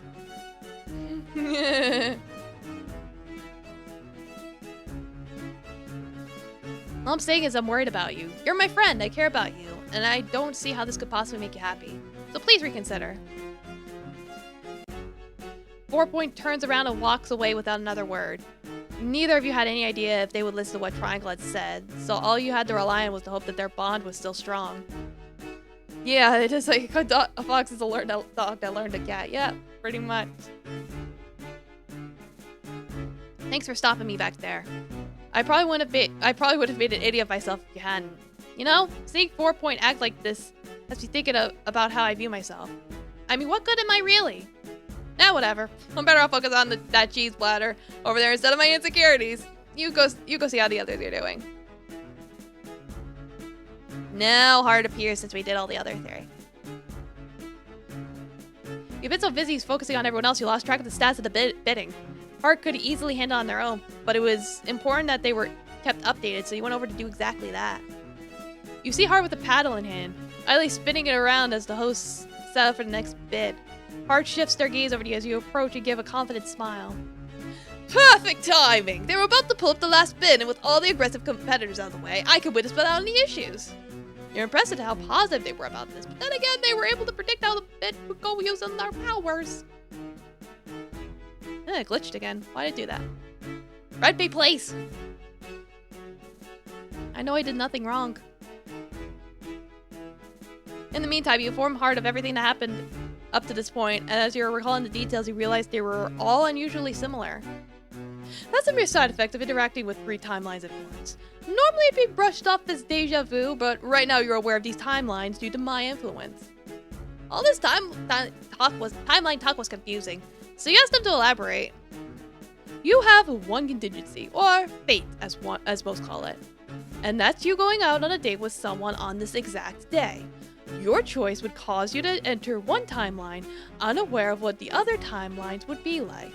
However, this contingency would result in all of your dates following a specific structure regardless of the details. First encounter, dates, confrontation with someone important to them, then walking them home. I know because I saw them myself. You blush at the thought of Heart seeing on other dates and you hope you didn't look too embarrassing or lame. I changed this by inviting you to this party. I made this game.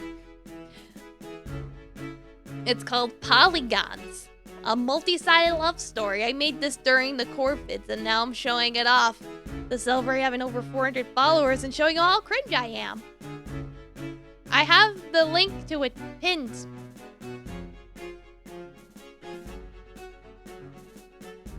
They're simply being altered. Oh, sorry. I changed this by inviting you to the party, but that doesn't mean the timelines themselves have changed. They've simply been altered to adjust to this. What I find suspicious is how these 3 timelines were created in the first place and why they're connected to you. No, not to worry. I know it's not your fault. My theory is that Ouroboros is pulling the string somehow, which would explain why the bodyguards are acting the way they are. Yeah, it's a visual novel. I have another game to show off that's an RPG game. Yeah, it sells trillions of copies. I fucking wish! It's got a lot of downloads, though. How many downloads does it have? A lot, I know. Yeah, it's got 76 downloads. Oh my god! That's amazing! 281 views on itch.io! Wah! It's a lot of dialogue because I can't fucking draw. So I went with minimalistic graphics and a lot of fucking text. Nah, sadly not 69. We're past that. Oh. Where was I? To be honest, 4 Point is clearly the odd one out of the group, and I think that might be the key to solving a mystery. There we go. I didn't read that sentence. How drawful. You ponder over this for a moment. Hart did have a point. 4 Point had been hired directly while the other 2 were randomly chosen. Was it a coincidence, or was there something more to that? You ask Hart if they saw anything with their powers, and they shake their head. Sadly, by creating this new timeline, what was once set in stone can now be changed drastically, so I can no longer predict what will happen today with complete accuracy. But fear not! For what I did plan with the... But fear not! For I did plan this with that in mind, and I still believe we shall succeed! A sinking feeling pulls around your stomach when you realize what this meant. There was no guarantee Hart would actually win the bidding. Right as this dawns on you, the bidding begins and all you can do is cross your fingers and pray. Yeah, so mega cool. Starting bids at 100. Hart is quick to raise their paddle. 150, 200, 300, 350. You hear people shouting from all the corners of the room, piling numbers on top of your head like it was nothing. It's funny before, but now the entire world is at stake. It was downright terrifying. 500, 500. Would anyone like to go for 500? 550. Go once. Go twice. 950. The entire room went silent. It didn't take much to figure that this was far more than what other people had been bidding. I was in trouble. No one bid that high on the other timelines. Look like our influence is stronger than I thought. Going once? You assumed this meant that they were going to have to change plans. As soon as you see Heart smile, still unwavering, any doubts you have are washed away. Going twice? Heart raises their paddle high for all to see. I bid double! Everyone gasps. The way they said it made it unclear how many zeros that would translate to, but it's enough to stun everyone into silent defeat. Sold! Make your way to the exit and someone will assist you. You're finally able to breathe a sigh of relief.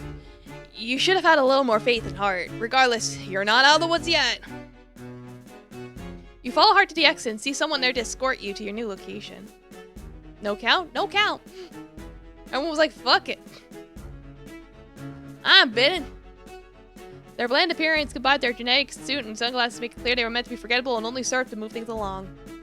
The other three join you soon after, and Heart explains they were all coming together. The escort nods, not even bothering to question it, and you're all taken to a limo outside. Everyone sinks into their seat as soon as they sit down, exhausted by the previous events. I can't believe we got this far. I wonder where they're taking us. Probably not anywhere good. Don't let your guard down when we get there. I'm so nervous, but at least you have Heart's powers to help us out, right? About that. Heart did explain to them what they told you earlier, including the limitations of their powers. Our glances at each other with worried expressions. Oh no, that means we don't know what's actually gonna happen. We need to come up with a plan. Or 20. Actually, don't make that 50. Relax. What I'm more concerned about is the whole timeline thing. Doesn't that kind of mean most of us are just playing along with what's been set up for us? Meh. Time is an illusion and we're all gonna die anyway. So even if we do fail, us in another timeline will figure something out. That's oddly reassuring. Doesn't change the fact that us of this timeline will still suffer. It'll probably be quick. Maybe. Ouroboros doesn't seem that evil, at least. No, he's not evil at all. Simply a misguided fool who fails to see the consequences of their actions. Your statement makes you curious, yet you have a feeling you were going to find out the meaning for yourself soon enough. With that, the group decides to fill the time with small talk until you reach the destination. The interior of the building was very bizarre. It was almost as if they had taken an alien spaceship, wink, wink, and built everything around it. But that would just be silly. You all enter the building in a close group, the eerie atmosphere leaving everyone either nervous or disturbed. In the room ahead, you could see the computer shown in the presentation. Yes, wonk, wonk.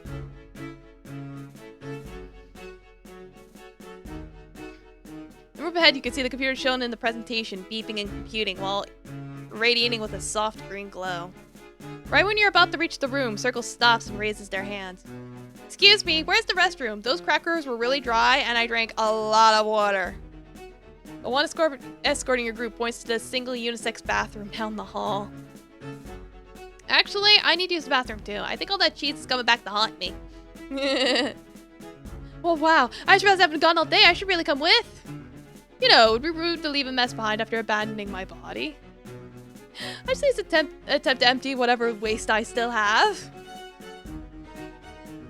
Escort rolls their eyes and gestures toward the bathroom as if to tell them to go ahead and get it done with. They take the escort and start to push on over there while you two stand there in long dead silence. The escort politely asks if you need to go as well and you shake your head. After another minute passes, you joke that it sure has taken them a long time and wonder if one of them is still having issues. Straight to the escort furrows their brows discovered by this. You ask them if something was wrong, yet they're quick to dismiss this, saying it's nothing. Another minute passes and you discover the escort fidgeting a bit, almost if they were worried. Were they worried they would get in trouble? You question them about this, assuring them that everything would be fine. The escort then decides to go check on them, and you reach out to grab them to stop them, but you accidentally trip and grab them by the neck. A layer of latex peels off, revealing the escort was actually 4-Point wearing a mask as a disguise. Seriously? You immediately drop the mask in your hand and you're not sure whether you should be apologizing or demanding answers. Fortunately, 4 point... decides to admit everything now that the jig was up. Well, you know, you go to grab one part of him and you just grab another, you know. Just a coincidental accident. If you're wondering why I was in disguise, it was to spy on you on Ouroboros' orders. As for why I need to check the restroom, Triangle is lactose intolerant and I'm concerned. Wow. You didn't think such a cold, jagged shape would be worried about someone. 4 Point knew you were thinking about this and averted their gaze, trying to hide their embarrassment. They're my friend. Of course I'd care. I know you're all planning something, but it's not like I can report it if I don't have proof. I don't even know if you're supposed to be a distraction or not. Since I don't know for certain, I have no choice but to act to my best judgment. Coinkadunk. Yeah, exactly. Was that why they played along? It sounded like they were making excuses, but it was impossible to say for certain. With this in mind, do you know that if you attempt to stop me again, I will have to report this and call security? They start to walk away after that, and you don't make a move to stop them. Now that you're finally alone, you could enter the next phase of the plan. Not there was really a plan per se. Your group had already suspected that they were being spied on, so coming up with something concrete would have been too risky. However, if it just so happened that the group split up, and it just so happened that one of you was left alone, and it just so happened that while alone, they stumble upon something they shouldn't. As you enter the computer room, scanning the area for anything noteworthy, you spot Oval standing in front of one of the dozens of modems connected throughout the room. There was a screen in front of the modem, and upon closer inspection, it seems like they were pre-programming their virtual reality. Oval nearly jumps when they realize you were right looming behind him. Ah! Don't gang up at me like that. What do you want anyway? Try to play it cool and tell him you were just checking everything out because it seemed so interesting. This is enough to get Oval to relax. Yeah, it is, isn't it? Do a lot of art and design, yet this layout is beyond anything I've ever seen. Rectangle is more impressed with the tech, being a programmer and all, but I'm more into the virtual reality aspects of it. You instantly asked him if Rectangle was one of their co-workers and if the two of them got along. Oval nods. Yeah, both of them are pretty cool. 4 is kind of distant, but I respect them taking the job seriously. Although, I did hear a rumor that they're actually an assassin who's capable of making people disappear without a trace. Crazy, huh? You pretend to laugh at something so outrageous. If there was this odd sense of dread that made you feel like there was some truth to it. Wonk, wonk. Wanted to change subjects, you asked Oval where they uploaded people because all you could see was modems and computers running diagnostics on them. Oh, that? It's in the room further back. Not that anyone's been uploaded yet. I want to give everyone time to say their goodbyes and all that, so other than setting up, the real plan's not going into action till tomorrow. You internally breathe a sigh of relief. There was still time. You thank Oval and manage to locate the door to the room Oval mentions. No problem. Don't let Rectangle catch you doing anything funny. They're scary when they're mad. Kitty wants to be let back in now. Such a moody boy. It's almost time for foods anyway.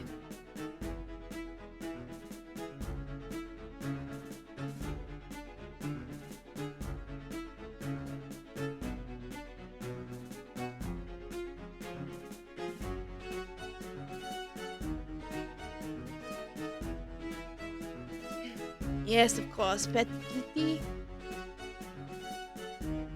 You tell them you'll keep them in mind and make your way into the control room. You didn't realize that Oval basically gave you all of this vital information without a fight. Was this intentional? There was no way to confirm. As Oval had warned you, Rectangle was standing right in front of what appeared to be a supercomputer. There were countless wires connecting to it, branched out like vines all across the room. The trail, my god, I actually spelled it right this time, ended in a dozen giant tubes, large enough to fit a person even into, spread even throughout. Hey there, you're the one for the party, right? What are you doing here? You give them the same story as Oval and they nod along to what you tell them. I don't blame you for being curious. I've been dying to figure out the secrets of this tech myself. It's otherworldly. You ask them if they have found anything notable so far and they shake their head. Other than how to activate and deactivate the system, I'm completely lost. Not that it's anything difficult either. Even a monkey could shut the whole thing down if they tried. In fact, with how sensitive the code is, one mistype could break the whole thing! That was oddly specific, but why complain? Anyway, you shouldn't be in here. Let me walk you back to the other room. You decided to play along and allow them to do so. You already knew more than enough. Mission accomplished. By the time you returned to the previous room, everyone was standing around waiting for you. Oval and 4 Point were nowhere to be seen, and when you turn your head, you see Rectangle had vanished. There you are. I'd already finished setting up my virtual reality, so it's time to head out. I do have business to take care of after all. You just meant you were actually going to leave and regroup somewhere else to discuss what you learned, so off you went.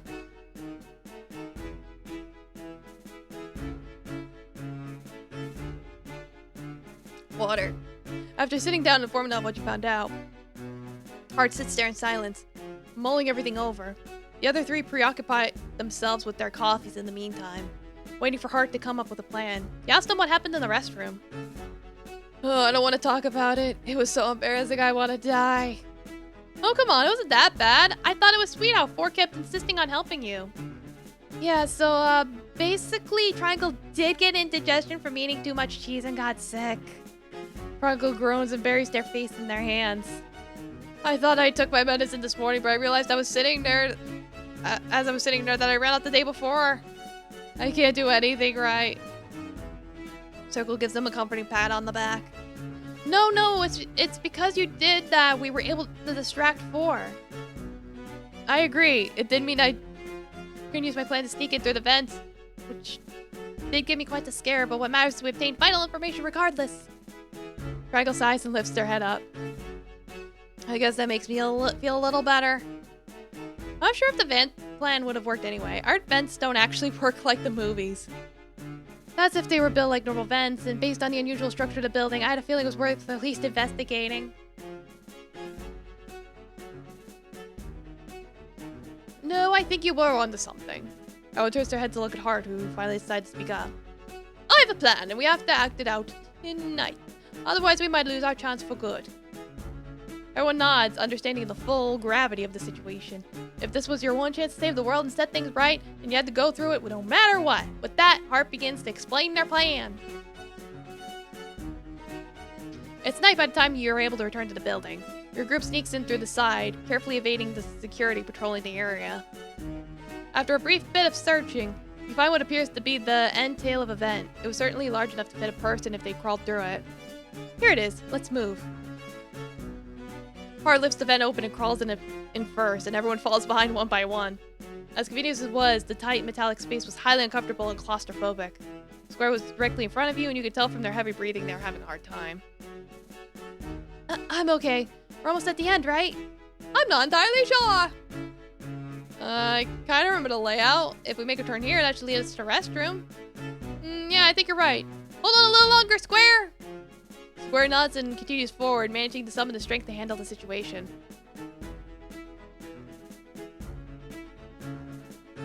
As Triangle had claimed, there was an end to the path shortly after making the next turn.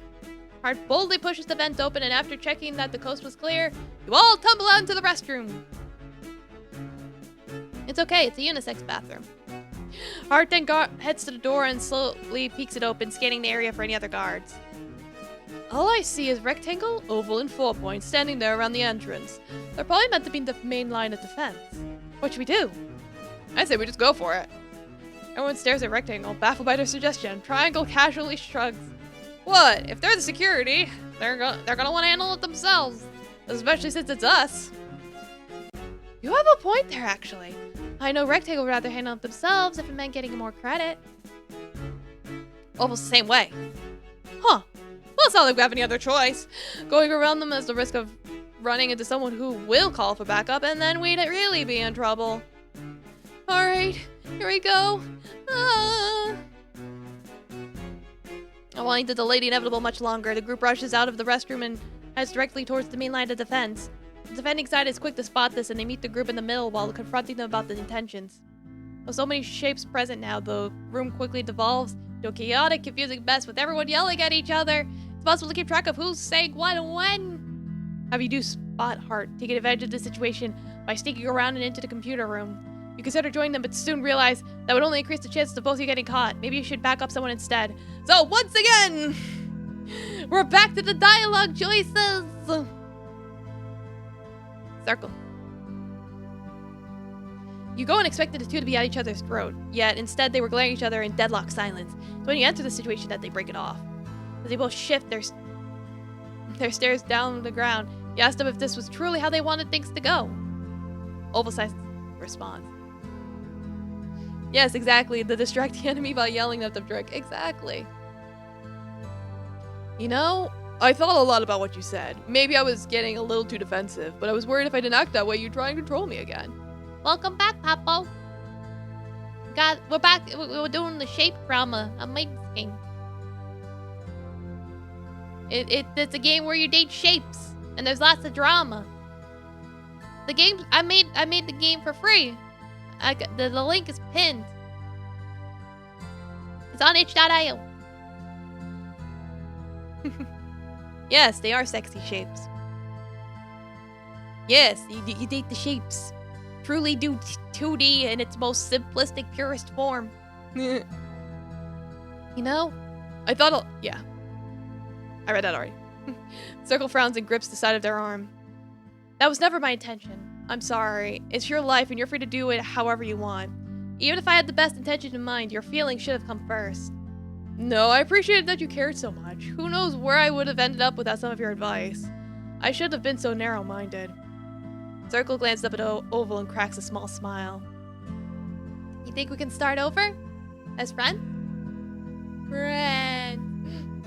Oval looks back and returns the smile. Duty's truly the best. Exactly. You know what? I'd like that. Seeing that the two had finally reconciled, you leave them to go check on the others. Square. The two were trapped in a looping argument, tossing one statement after another before repeating the same thing and starting anew. Knowing how ridiculous this was getting, you step in and firmly tell them to knock it off! In response, they turn their backs to each other and cross their arms, pounding like children. You point out that they're both family and ask them if they truly wanted things to end this way. Rectangle lowers their arms a bit. It's never been about what I want. That's the problem.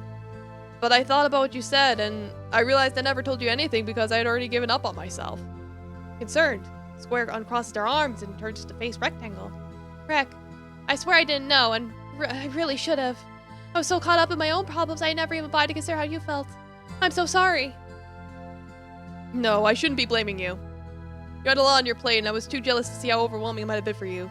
I should have been there to support you as an older sibling. Square extends a hand out to Rectangle. And maybe we both can.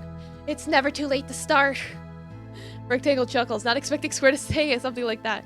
That faces Square to reach out and shake their hand. Yeah, let's do that. See that the two had finally reconciled, you leave them to go check on the others. And then Triangle. Yes, hug with your smooth sides. For being such close friends, the last thing you expect was for Triangle to grab 4 by the collar and have them pinned against the wall. You quickly run in and tell them to stop, causing Triangle to release 4. Yeah, it's like, what hands? Exactly. They're magical shape hands. Don't worry about it. They have eyes and limbs and body parts like everyone else. 4 barely reacts to any of this, and the two of you make an effort not to look at each other.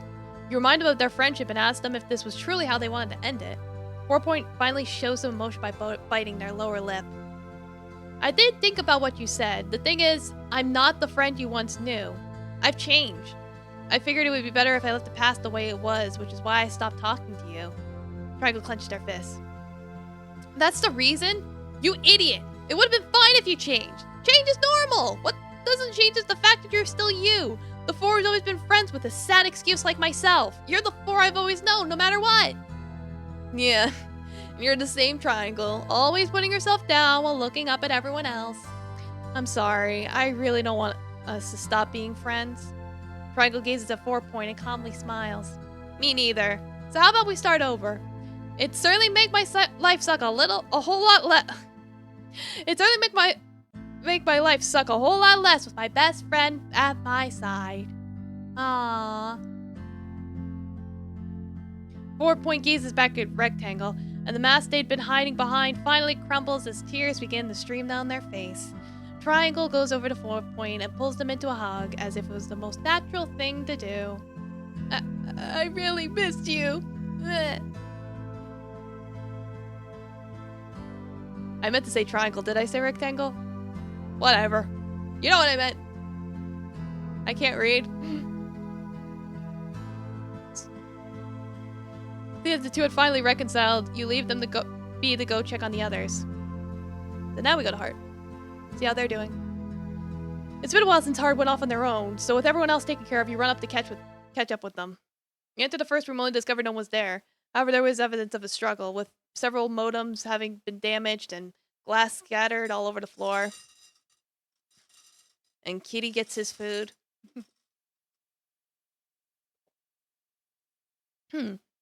Meanwhile, the back door was left wide open. You charged through the door only to discover that Heart was being held captive by some sort of giant tentacle? It was coming out from a large hole in the floor, but the details didn't matter. Heart was in trouble! I do applaud your determination to get this far. You must have been so confident with those powers of yours. However, I'm afraid it was all in vain. Oh good. They were too busy monologuing to notice you came into the room. You used this opportunity to start sneaking around. You won't get away with this! But I already have. I've seen it for myself. Wait, you don't mean... Ouroboros chuckles, confident and menacing. Yeah, sneak on the other side, exactly. Yes, I also have the ability to see into the future. Dun dun dun! It's not as clear as concrete as yours, but it's been useful regardless. Then you know what your project will do to this planet. Are you really going to continue with it, knowing the destruction it will cause? Of course, this planet has nothing of value to me. What I truly want can only be attained through my own creation, and everything else can be left behind. Considering there are plenty of others who share a similar sentiment, and my project will be benefiting them as well, you can't say it's entirely selfish. No, I still can! Your project is built on an entire foundation of lies! How is anyone supposed to experience true love without any of the good and bad that comes with it? His face. True love. How naive. If you're so willing to fight for the love that you believe in, then I'm sure you'll be fine with dying for it as well. The tentacle is holding Heart captive. Why it's there? Yeah. And then, once I'm done with you, I'll have that little date of yours join you. I knew your date would be trouble, which is why I hired 4 in the first place. But you just had to complicate things, didn't you? And thus he explains why that one bad ending happened. Originally, I was going to have 4 spy on your date, and if they saw a possible threat, they would go in for the kill. If needed, I would lure out those other shapes using those closest to them and use them as bait. Yeah, because you went through all this trouble to bring them all together, you put them all in danger. In fact, no one will be spared because of you. So enjoy dying knowing that everything that comes is your fault. Right on cue, you stab the tentacle with a glass shard as hard as you possibly can. It was easy to sneak behind it when there were so many tubes and wires to conceal yourself. Yeah, it's a visual novel. First time. The tentacle lets out. Yes, I did make this game myself. Right there in the title. The tentacle lets out a bird-like shriek and releases Heart, choosing to retreat back into the hole. The hole was pitch black. Best dialogue you ever read? Okay. Thanks. The hole was pitch black, making it impossible to see if the creature was still in there. Yet for some reason you felt it wasn't going to return. Yeah, that's why this game has typos and cringe in it, because I made this all by myself. No help whatsoever. And it's like all the assets I either, like the music I downloaded from a free website, and the graphics I made myself with my shitty art skills. Ah, speak of the devil, I was hoping 4 would have taken you out by now. Just what am I paying them for? Following Heart's example, you explained that love was what allowed 4 to finally be freed from their duty. Ouroboros scoffs at the statement. Are you serious? Fine, you've bested me. I'll give you that. However, that doesn't mean you'll be able to stop me completely. You don't know how to control the main computer like I do. I used Ren'Py. So yeah, I did use a game engine. But Ren'Py is just, you type the codes for the visual novel, like the dialogue, and you put in the graphics, and you set up the variables and the flags. So yeah, it's like it was Ren'Py plus whatever I could work with. Which is why it's so cringe. Ouroboros immediately begins to pull something metallic from their pocket, and you immediately recognize what it is even before they point at you. I'm willing to get my hands dirty when all else fails. Not if we have something to say about it! Suddenly, the others crash into the room and leap onto Ouroboros, who was caught too off guard to defend themselves in time. As the group knocks Ouroboros to the ground, they lose their grip on their gun and drop it. Art is quick to pick it up and toss the gun into the black abyss. It's over! Ugh! Art then approaches the main computer and begins to fiddle around with the settings. It doesn't take long for the computer to set off an alarm warning that the system was malfunctioning. Yep, it's curb stomping time. Wait, what are you doing? Gods! Where are my gods? They'll at home. They're going to tell everyone the truth and put everything to an end. They also left you a parting gift. Triangle whips out a grenade with an all-knowing smirk, and Ouroboros' eyes grow as wide as dinner plates. You fool! Do you have any idea what that can do? The chain reaction to the events that will follow? You'll kill us all! Yeah, I'm fine with it. Try, be serious. Honestly, we haven't thought that far on whether or not we should use it. I think it's a bad idea. At least one of you was sane. A moment later, the computer's alarm stops and the screen freezes on an error message. Hard taps on some keys, but it doesn't respond. Triangle has to rate it. Yeah. Seeing the computer in the state, all Ouroboros can do is sigh. Whatever, I'll simply start over. It's not like I did anything illegal, so you can't charge me. Pretty sure assaulting someone with a tentacle and then pointing a gun at them would make for good charges. Not if the evidence is missing. Hart scowls and silently curses themselves. Why are you so obsessed with this project anyway? Yeah, it doesn't make any sense. At least from a factual point anyway. I can think of a reason. What was their name? Ouroboros lowers their gaze with a forlorn expression, having lost the strength to fight. Star. Their name was Star. Oh, I get it. They died, didn't they? Oh, they must have been dead. They must have been so bright. And the two of you were close, and that only made it hurt even more. The tentacle is a good and loving creature, though, will testify at court. Oh yeah, of course. They'll be like, I was forced to do it. For my love. Ouroboros lets out a deep sigh. Yes, all of it is true. Quite the cliche, I know. I used Ren'Py to make this game. And if you look in my About thing, I also downloaded the sound and music from soundimage.org. Pretty much this entire About Me tab tells you what I did. Yeah, them skills. Not that they're the entire reason. It's just that when they're ascended to join the other stars in the sky, when there was so much on Earth that they could do, it was a bitter reminder of how cruel the world could be. It was cancer, if you must know. Doctor said it was terminal, yet Star refused to give up. No matter how much their body was worn down by all the treatments thrown at them, their smile never wavered. They always wanted to travel to space, and you could argue that they had gotten their wish, yet they had to suffer so much for all of it to be in vain. All this pain and disease, all this turmoil and strife, and for what? A slight chance to succeed. Why not make it a guarantee that all hard work will be rewarded? You really do like to talk. Shh, I want to hear the rest of the story. How does a geometric shape get cancer? Well, you know, when you're doing the geometries and you forget to carry the one while multiplying.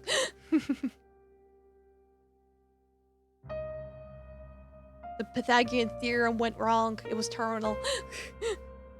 Not like they're going anywhere anyway. So what? You thought this project of yours would be the best solution? Of course. Anything and everything you could ever want will be yours, and you would only be limited by your imagination. Yeah, that kind of mistaken end to world, exactly.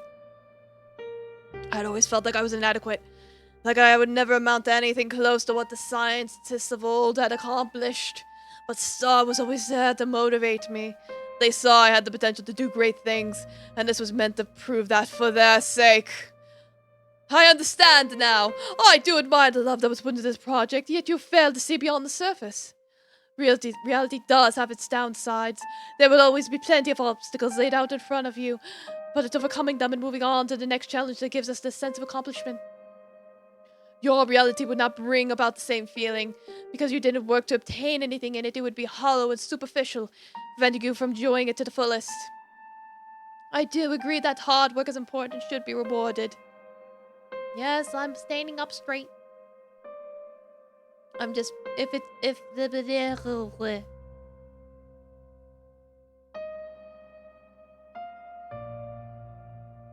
Yeah, but you must understand that you can't expect the results right away.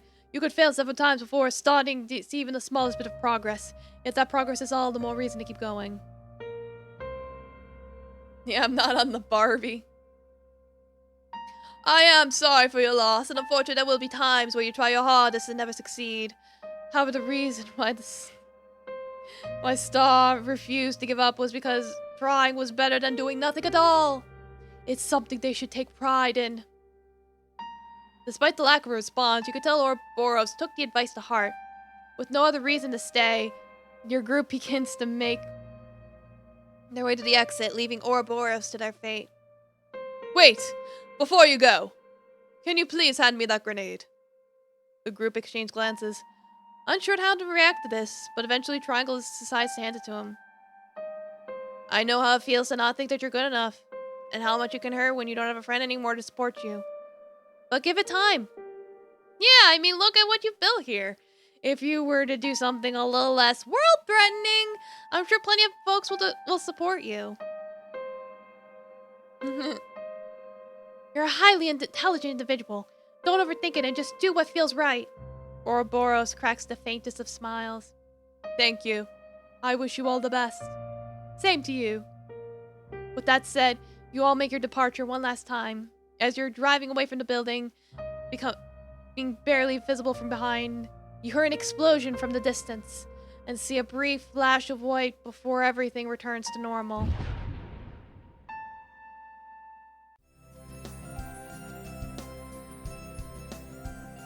So there.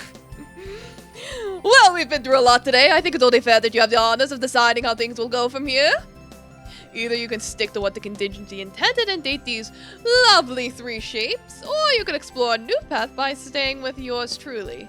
Not that there would be much of a choice if only one of them was here, so at least all 3 makes it a bit more balanced. Why do I get the feeling that you're implying that you're better than the 3 of us combined? Because I am!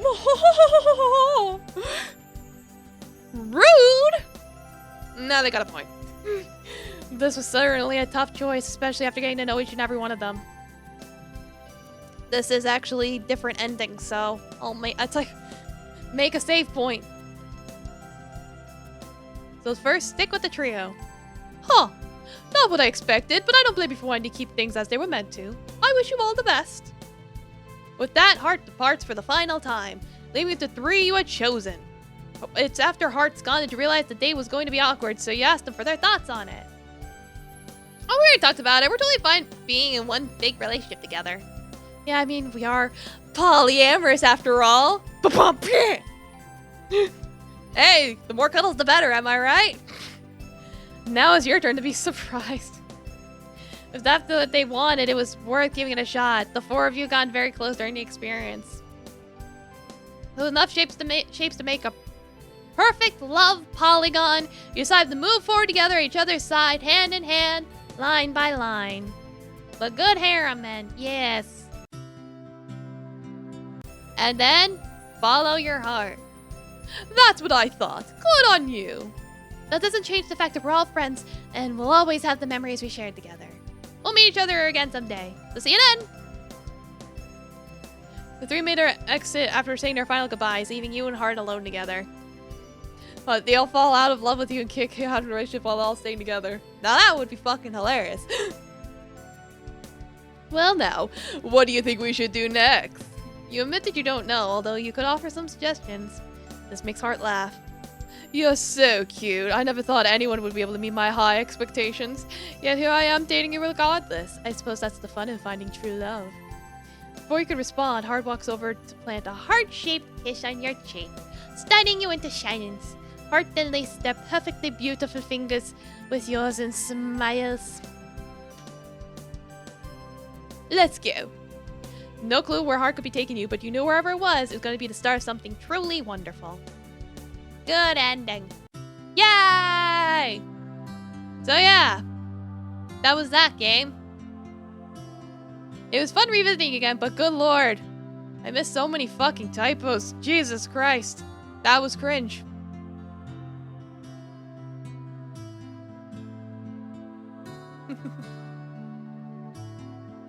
Well, I played through all the routes, but if you missed it, you could download and play yourself. So, I'm gonna go pee, and then I'm gonna boot up the next game that I made that I'm gonna show you guys. It's much longer, so we're only gonna play like the first hour of it. It's gonna be more of a demo. Like, this was a full playthrough, but the next game's gonna be like just a demo. Yep. So, BRB.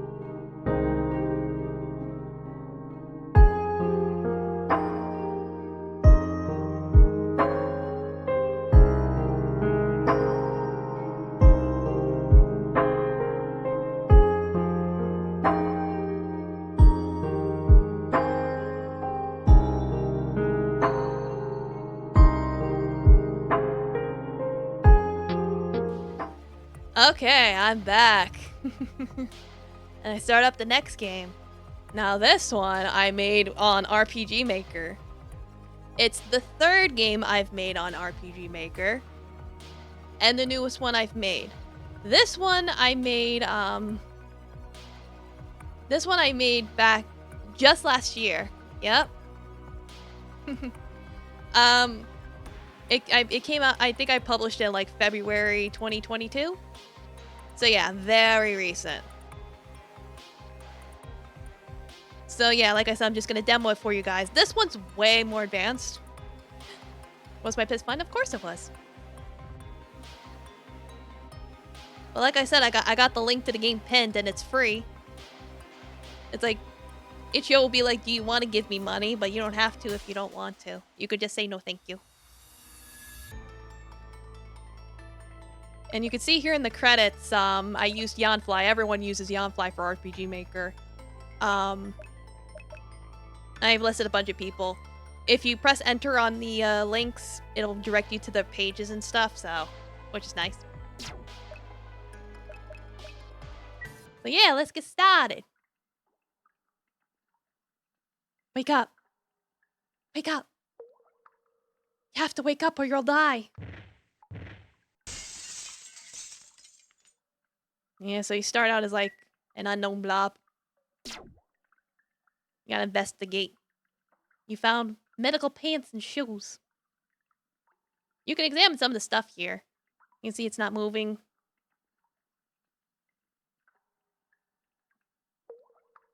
Stuff's not working, like everything's all messed up.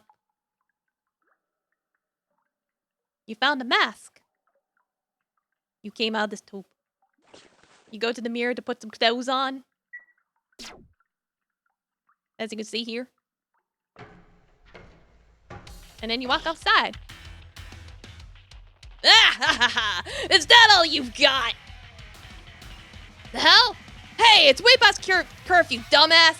Get back inside before you get killed.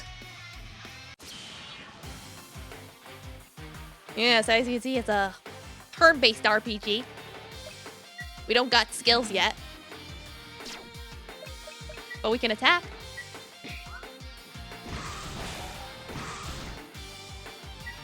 It's okay if you lose this fight.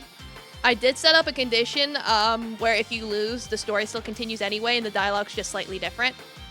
The point is just to introduce the system.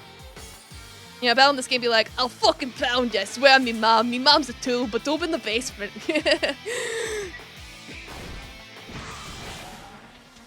And then you level up, yay!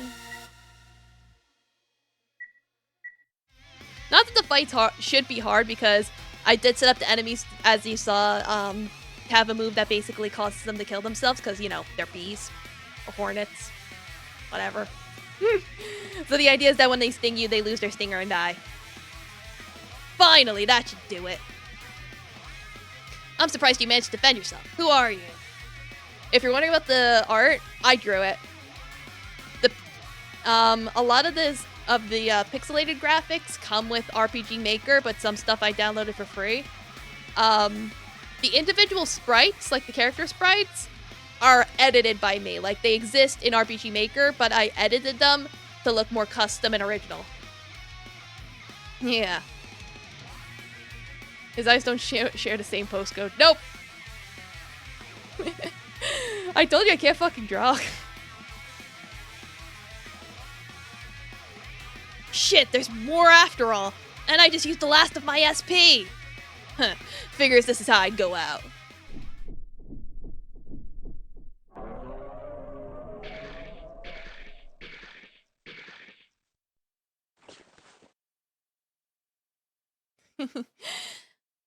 So for those of you at home that weren't paying attention, we just ate those slimes. And then it's like we took off our mask, we chomped on them, and then we put our mask back on. You know, yum, yum, yum, yum, yum. That was amazing. Seriously, who are you? I've never seen anything like that at the lab. Ivar. Ancient Ivar. Come again, Ancient Ivar. Crap, I forgot to report in. Yeah, I'm here, and you're not gonna believe what I found. Yep. He is a romance choice.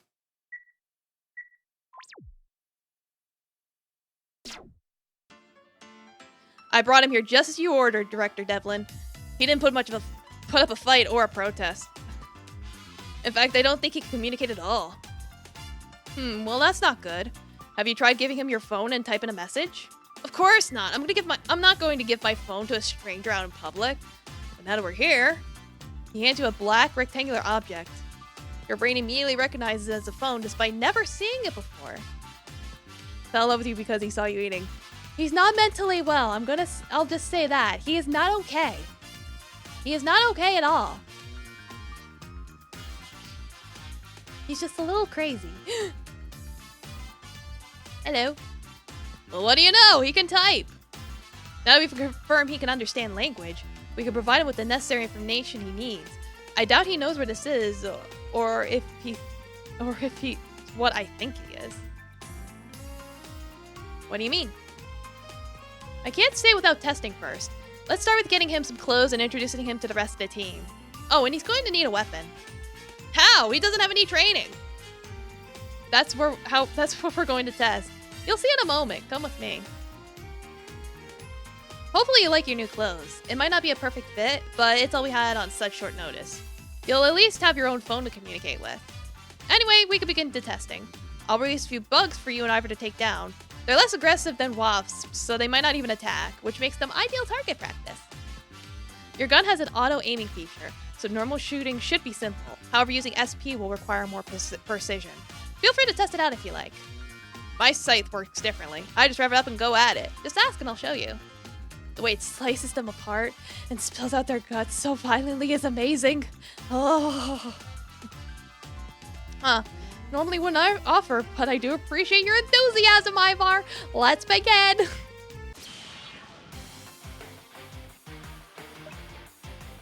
So if you didn't figure out what he was saying, it's like now that we have our weapons and stuff, we can start using skills. You can see we got healing, reviving. You can scan the enemies for weaknesses. You know, stuff like that. Now here's the cool thing that I got. You select the enemy and then you mash the button to charge up your attack. If you manage to do it quickly enough, your attack does more damage. Yes, that is the theme of the game. All of the enemies in the game are bugs. That's the theme of the game. Now here's the difference between Ivar and Papillion. That's the name of our main antagonist here. I'm gonna show what his attack looks like. What a buggy game, yeah.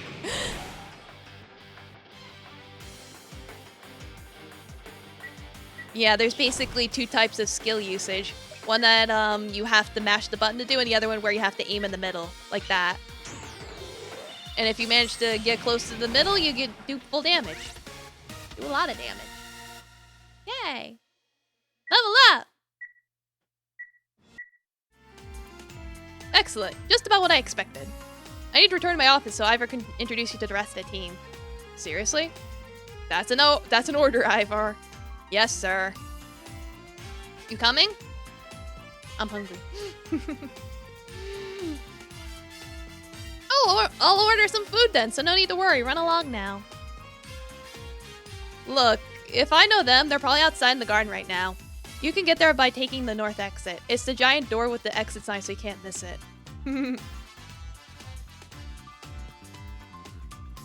I don't have time to play nice and have a tea party. You got your own phone. You got your own phone, right? So you can do it yourself. Meanwhile, I've got better things to do. Yeah, so as you can see, there's like a computer lab. If you can read the signs, like this is the equipment room. We don't have permission to do it yet. You're kind of forced to head out. But you can get the full names of all the characters that you're gonna be part of your team by reading their little notes and signs. Is it just enemy bugs? Mostly.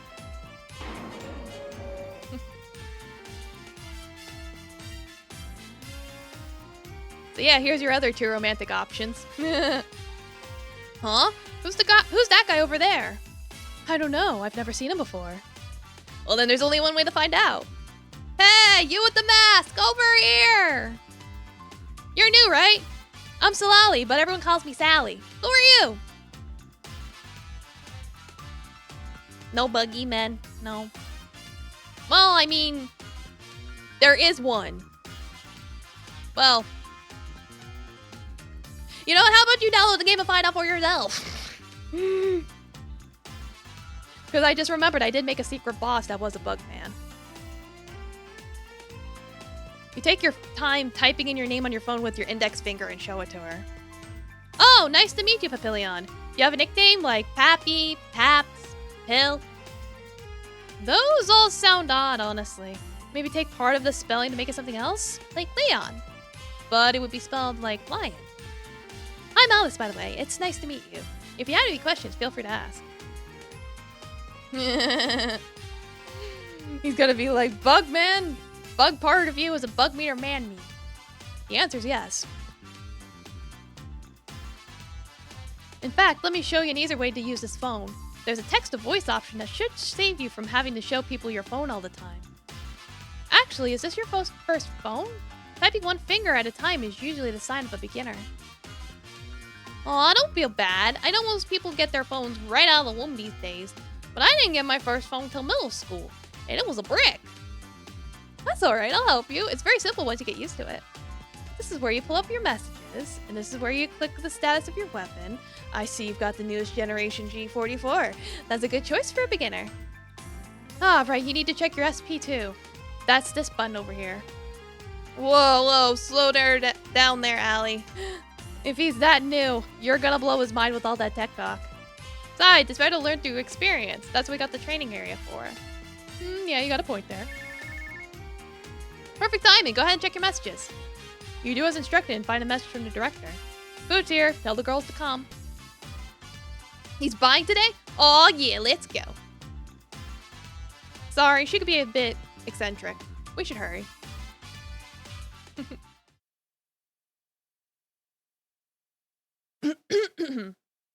Water. Now that you're all here, I announced that there's going to be a few changes on how we'll be running our operation. But first, let's welcome our newest recruit, Papillion. Please give him a warm welcome and make him feel at home. Welcome to the team! We look forward to working with you. Another team investigate the matter, and I believe it's important you all know about Papillion's circumstances to prevent any misunderstandings. In short, another division was performing various experiments on developing artificial life forms, including humans. The goal was to find a solution to the increasing infestation spreading throughout the series. Yes, this is the part where we get to all the exposition. Yes, this is the newest game I've made.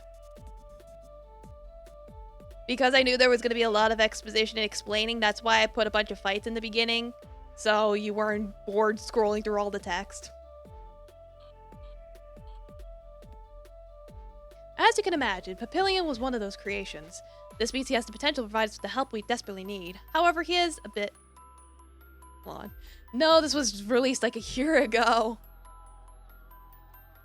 You may take off your mask, Papillion, if you're comfortable, of course. It's like... It was made on RPG Maker, so a lot of the assets I used were from RPG Maker and other stuff I downloaded. But certain stuff like the character art and, yeah, I made it by myself except for all the pre-made assets. Yeah, exactly. But yeah, he just took off his mask, but part of the mystery is the player never actually sees what's underneath it. Kind of. It's like, in the beginning, you technically can see what it is. But it's just that he's blackened out, so you can't fully comprehend it. Like an Eldritch horror. Oh, wow. You poor thing. Can he even eat like that? Yeah, he can eat. Now quit staring. I didn't ask you. No, he's right. We're being rude. Ugh. Oh, yeah, and she's got buck teeth. If you haven't figured out, Sally's a squirrel girl. Like sandy cheeks. As a waifu who can kick your butt.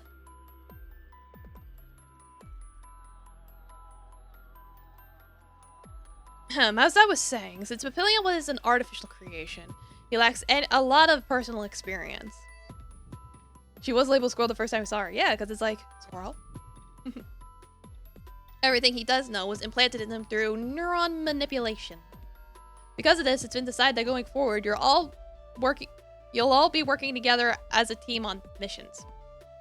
Seriously? Why all of us? I've been doing just fine on my own. If he really needs the help, he could pair up with me. That way we can actually get some work done while these two can enjoy their dumb little tea parties. They're not dumb. We can do just as much work as you do, even more so half the time.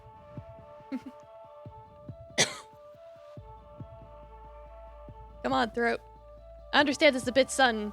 There's another reason why this decision had to be made. The screens display photos of people being attacked by a variety of large, mutated arthropods. It also showed a graph with the trend climbing rapidly. As you can see, the rate of infestations have been growing uncontrollably.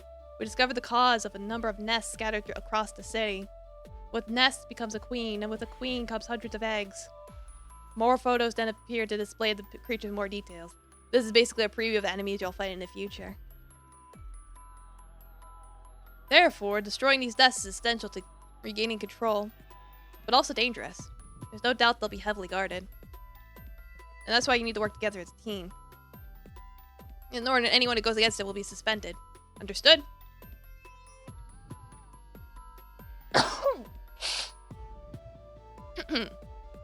Okay.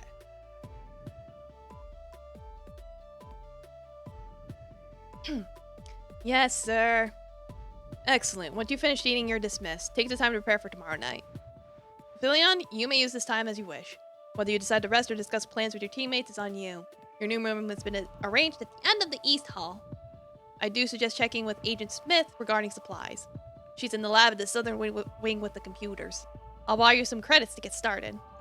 Oh, and please put your mask back on when you leave so you don't accidentally cause a scene. So this is our team, guys. This is your team for the whole game. Yeah, this is Ding the game. I mean, you can turn it off an option. But yeah, you can see there's like parameters and stuff. See how strong they are. Skills.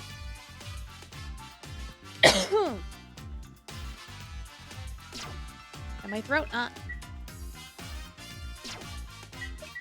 But yeah, it's like Alice's thing is throwing grenades.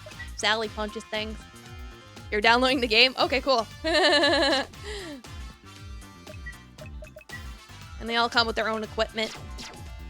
Put on accessories. So we go check out the lab with Agent Smith in it. Hey there, you're the new recruit, right? Come on in.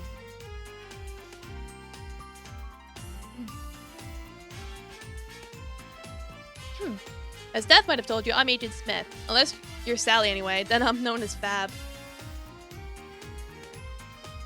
I don't got thee. I wish I did. What's that short for? Well, get a little closer to her and me and maybe you'll find out. Anyway, since our division has such a small budget, that means having smaller room to fit everything, so all your supplies and equipment are conveniently placed in this room. If you need medical supplies, all you need to do is talk to me to exchange credits. You can also talk to me for weapon and armor improvement. For the latter, you'll need to provide me with the right materials. I'm always experimenting with using parts from enemies to improve our gear. Over there's the dispensary, or the food box, as some call it. You can buy specialized foods to take with you when you go on missions. It also has candy. It's neat. I'm sorry, that must be a lot. Did you get all that? Yeah. Great, glad to hear. Leave it to you then. Look forward to working with you. Yeah, so this is where you can buy the foods. Foods cure status effects.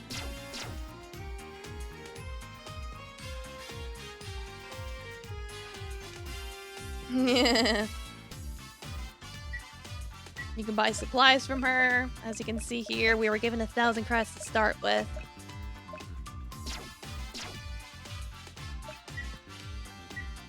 Now, here is the thing.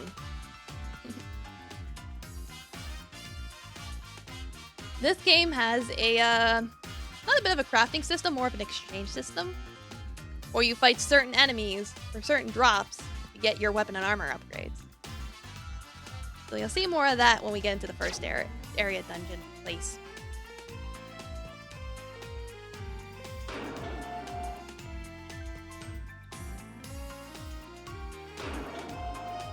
Yeah, here's Ivor's room. Here's Alice's room. Yeah, I did. So many plugins. Here's Sally's room. And here's our room with nothing in it. Even got we got a toilet. Toilet paper. Yeah, I made a couple of cells. I made like $10. This is the room where they were in before. We can't go out that way.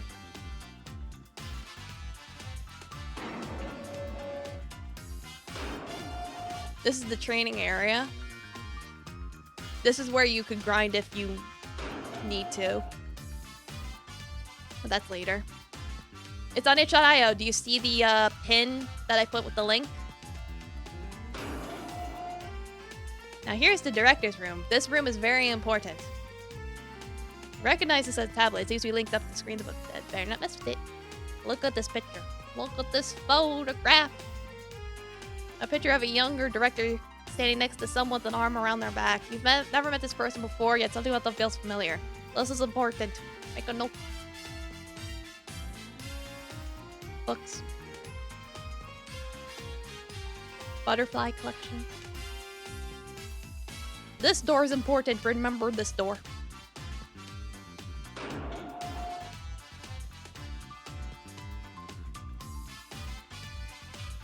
But yeah, so basically how free time works when you're in the lab.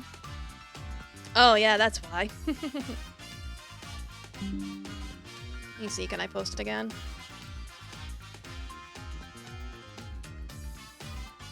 Yep, there you go. So you can go look at it. All my games. The only game I don't have on there is my Pokemon fan game, but that game's so buggy. You're welcome. Oops. So yeah, how free time works is that you can basically do two things to advance time / the story. Either spend time with someone or go to sleep. To go to sleep, you just interact with your bed. And even got a little diary here. And here you can track your relationship with people. As you can see, we haven't hung out with anyone, so they're like, who are you? And if you don't understand how free time works, you can just click here and it tells you. Also, there's also an explanation for status effects here.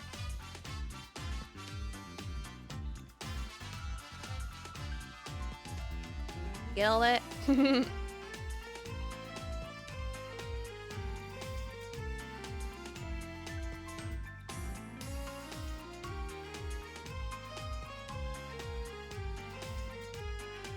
Yeah, so that's all nice and convenient.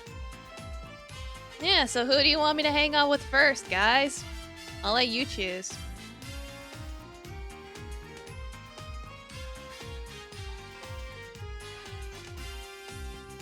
That's my throat decides to die on me.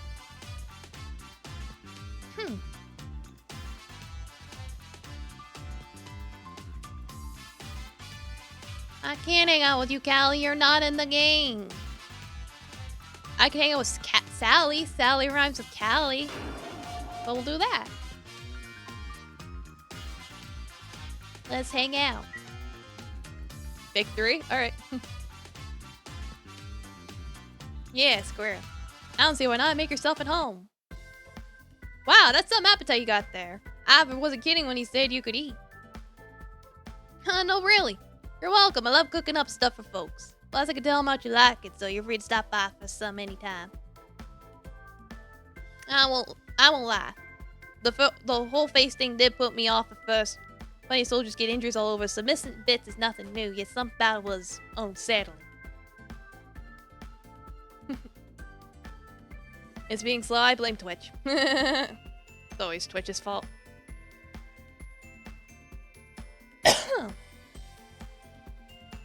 Then I realized I was being a hypocrite. Takes ages to appear on your screen. Yeah. What? Then I realized I was being a hypocrite. Well, with how weird my looks are to some. We're not all that different, really. We're both made in a lab. Not like that, though. I was born like anyone else. My family's DNA was altered at some point. To make a long story short, what was supposed to be an experiment on creating super soldiers using animal DNA, instead it became an underground trend that resulted in a new race called furries. Oh yeah, I should have mentioned that I do have a... This is gonna sound weird out of context, but I do have a furry cinematic universe. I will discuss this another day.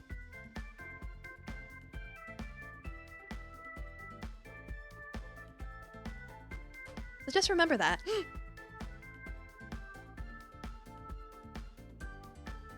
You think it'd be fun and all, but it's really gotten out of hand, to the point where there was a whole war. Not to mention it got messed up for forcing the DNA to mutate. Crazy, right? The FCU, yeah, exactly. I tells anyone to make Sally would like to form a cuddle pod with me and Sally. I'm sure she would. And much like the last game I showed off, the dialogue choices do matter. The first one is always the good one. And the second one's always the bad one. Because I'm fucking lazy. And it just made it easier to test that way. Come on through. But yeah, basically if you mess up on the dialogue, you have to spend an extra time with them to continue their story, which wastes time, and thus you might not be able to get their good ending, so that's that.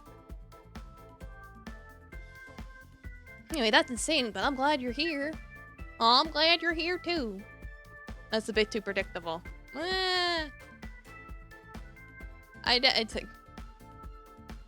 didn't make this game to be unpredictable. I made it to just be a game. Anyway, that's all in the past now. Furs are more or less treated like anyone else. You might run into a jerk once in a while who tries to put you down, but you can't let it get to you. Trying to worry about what's outside your control. You gotta do your best to do what you can work with, and we'll be here to help you as much as you need. Now 1 second. With stomachs full of food and warmth, you felt the two of you grow a little closer that day.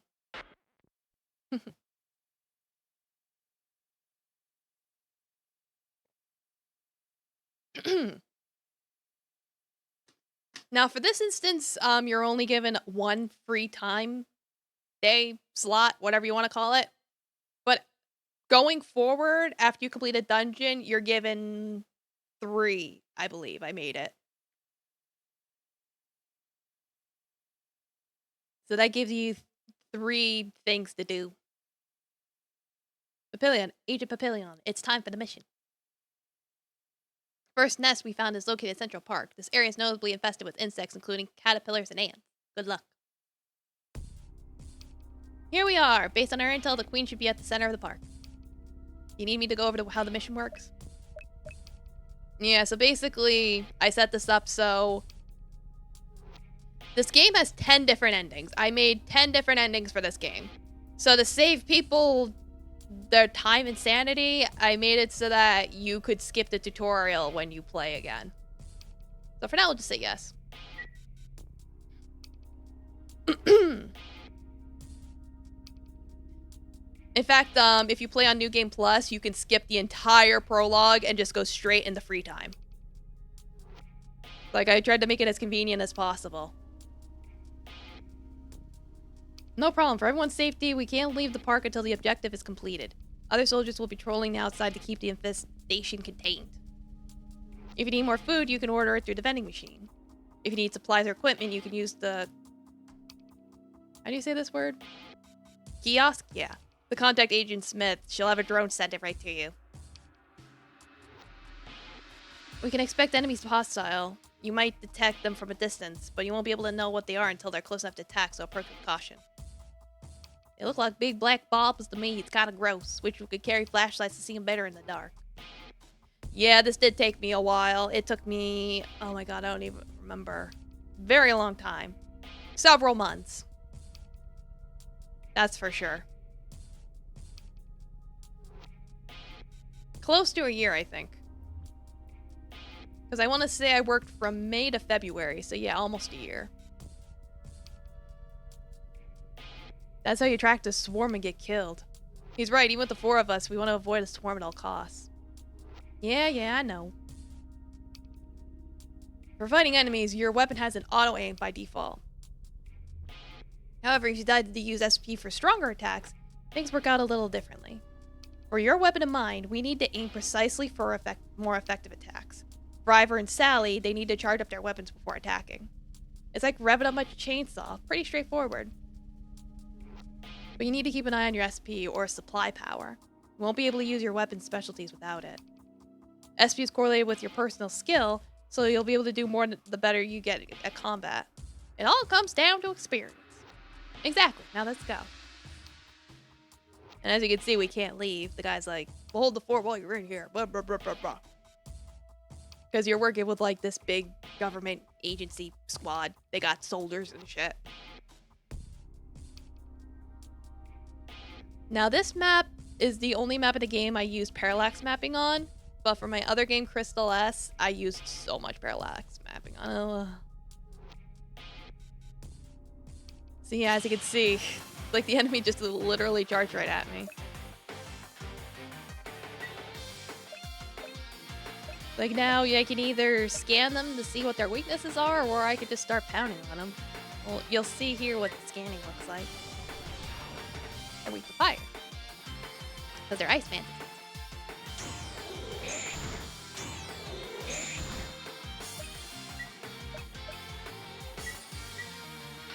The default grenade does fire damage. Ugh.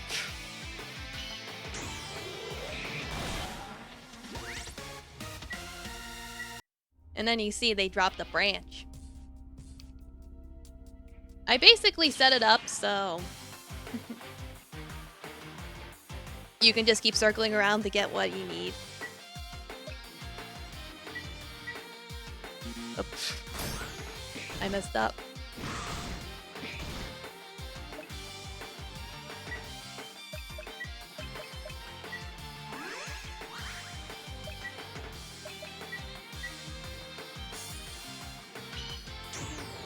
I swear I lowered how much mashing you need to do.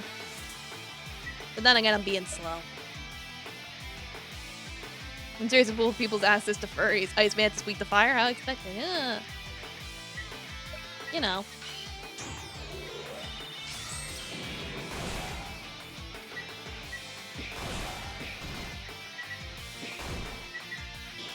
Yeah, if you have Alice attack regularly, she just hits them in the face with a grenade dud, so it doesn't go off. And when you level up, you heal back to full health. So there's really no risk in fighting a lot.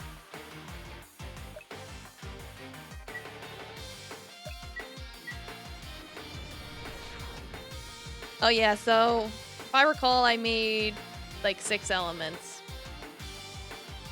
Slash, blunt and piercing, as well as fire, ice, and electricity. So each enemy has their own weaknesses to that kind of stuff. Some of them mix and match.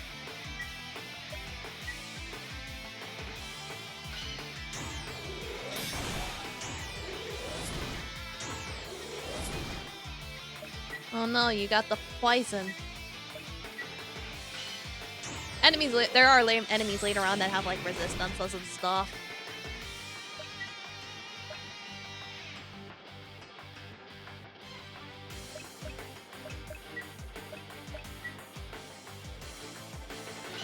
Yeah, slimy and slick.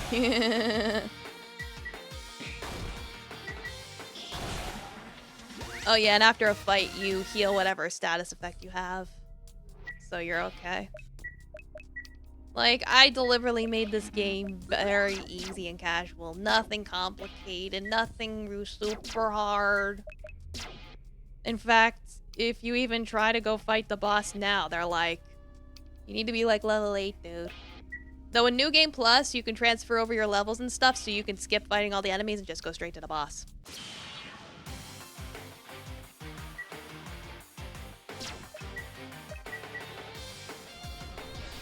This one's weak to ice. Little butterfly.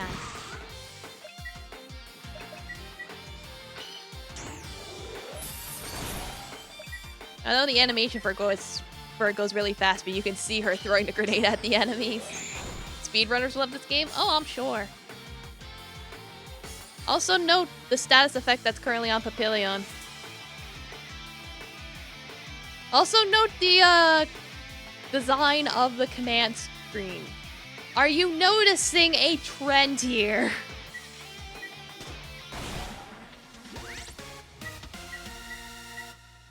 Man. Look at that. Look what I got there. Look, it's the Fluke Gummy. I got the Fluke Gummy, guys. Yay, Fluke Gummy.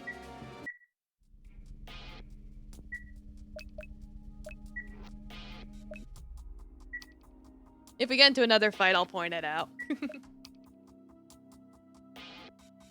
But yes, Fluke Gummy.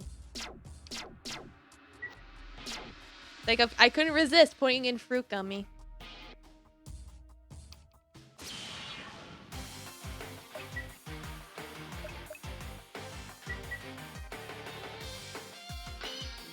I was so close.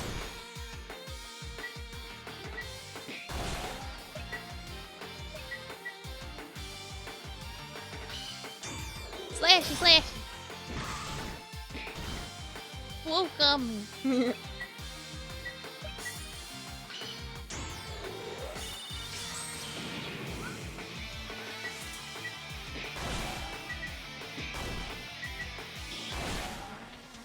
If someone made a fish-shaped gummy that actually tastes like fish, that would be gross. That would be really gross. But yeah, the thing about the parallax mapping is that basically you would have your layering on actual different layers on like Photoshop and shit.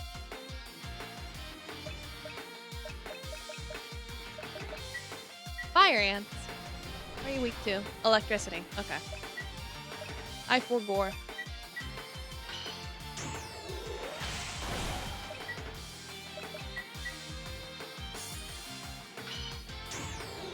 As you can see, once you know their weaknesses, the battles go pretty quickly.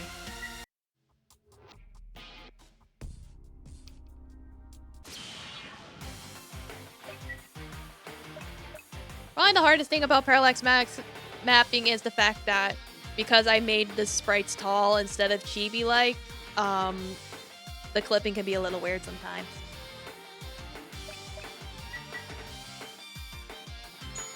Yay, I actually got it that time. Like, finally.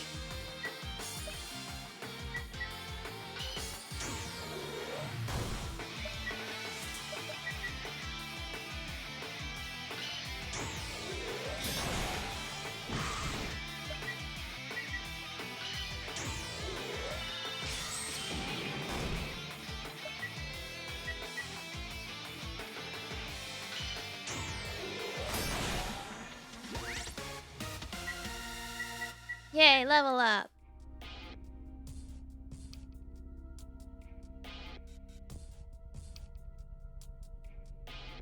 Before I go fight that thing, let me just point out this thing here. The flower garden's currently closed. In New Game Plus, it's open. This is where you would find the secret boss in New Game Plus. You would beat up the bug man. He is a special bug man. But yeah, as I was pointing out, what I wanted to point out. So, you see on the designs for the commands, there's butterflies on it. Now, you see there's an enemy that's a butterfly. And Papillion, if you look at his status effect, has a butterfly on it. So you're probably wondering, What does that mean? Well, you have to play the game to find out. But I will say, he does have a very strong connection to butterflies. And because of that, butterfly enemies won't attack him. He's immune to... unless he's the only character left. In which case, they kind of have to. Bumblebee! It all means fluke gum. Yeah, exactly.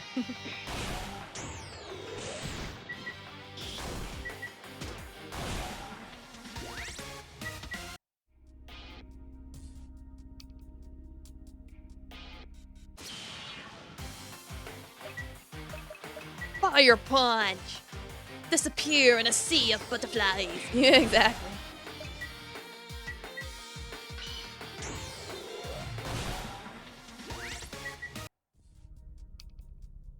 Illusions of the past. Starlight Phantom. Oh yeah, I gotta make sure I'm getting the chest. Jeez. You could hold shift to dash, or you could just turn it on in the menu. Woo, Sonic.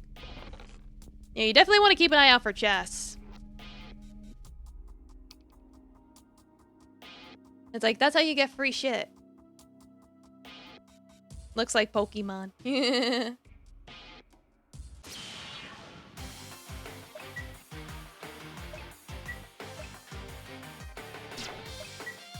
think that's weak to ice. I can't even remember.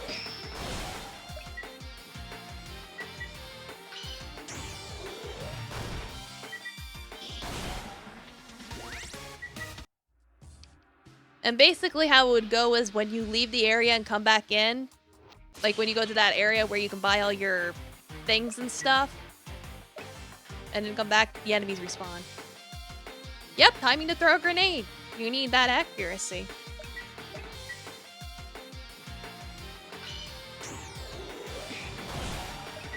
Like, otherwise it's gonna blow up in your face.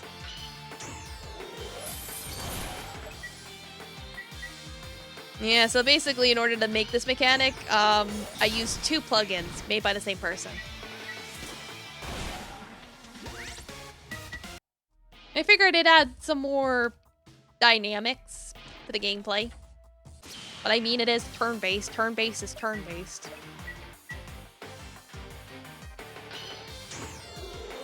Alright, thanks for coming, Callie. Have fun at work.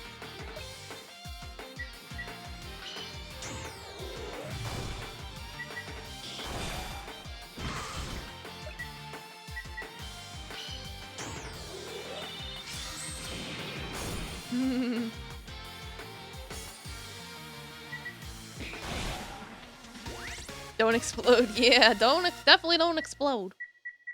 Exploding bad. Yeah, share all the hugs. Yeah, the nice thing about parallax mapping is that you can freely customize your graphics however you want. That's pretty nice. Like, you're not limited to a grid like you would with the regular RPG Maker thing, but then it's like you have to set the parameters for everything yourself.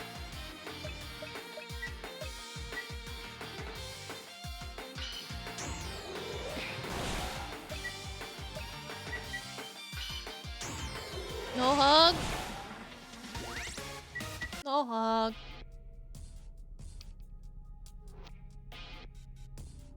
Go fast like Sonic. Gotta go fast.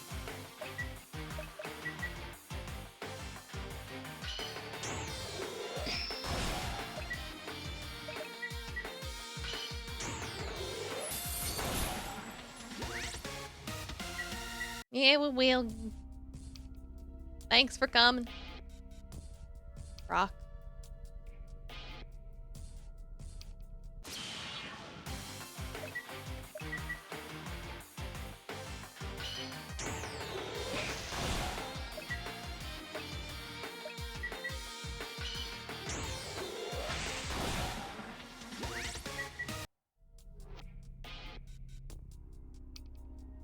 And then...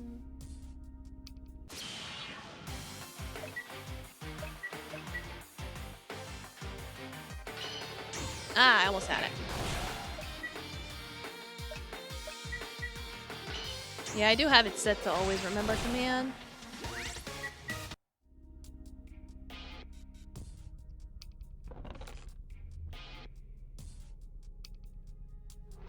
Got your little playgrounds. This is a park.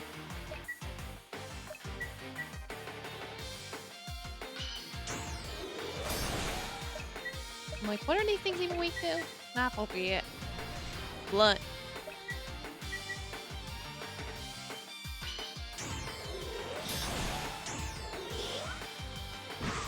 Now these bees are smart in that they don't sting you, they just slash you with the stinger so they don't die.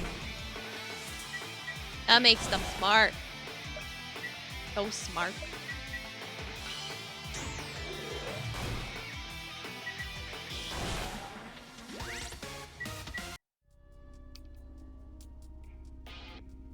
Alright, I think I got everything. Yeah, the clever bees.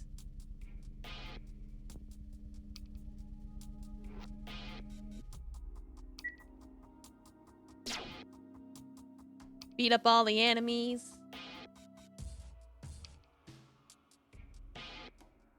So now what we can do is we can turn in all of our things. So it's recommended that you first do weapon upgrades, then armor upgrades, because then you can use your weapon upgrades to grind faster for your armor upgrades.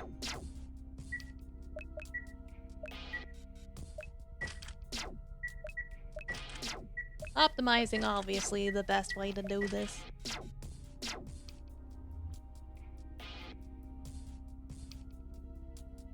And now we just go about it again.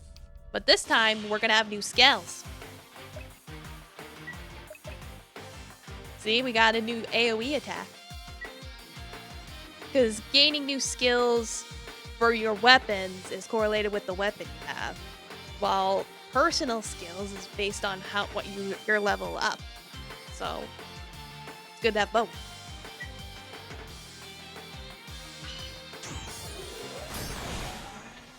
Dave.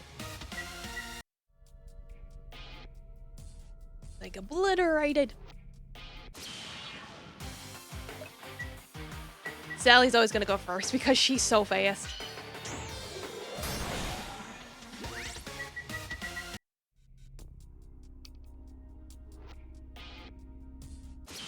Now, if you wanted to challenge yourself, you could be like, fuck it, I got my weapon upgrades, I don't need no stinking armor.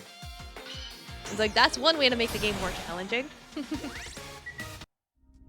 And it would save you from having to grind for the armor upgrades. However, in order to make upgrades in the future, you do need the previous upgrade in order to upgrade it even further. That's something to keep in mind. However, if you clear an area, like I said, you go to the training area, and you can refight the enemies of the previous area you were in. And that would allow you to get any materials you missed. So really, you could just go at it at any pace you want. You want to be like, I'll do the grinding later, you can do the grinding later. You want to be like, I just want to get it done over with now and have all my upgrades and be OP towards the boss? I can do that.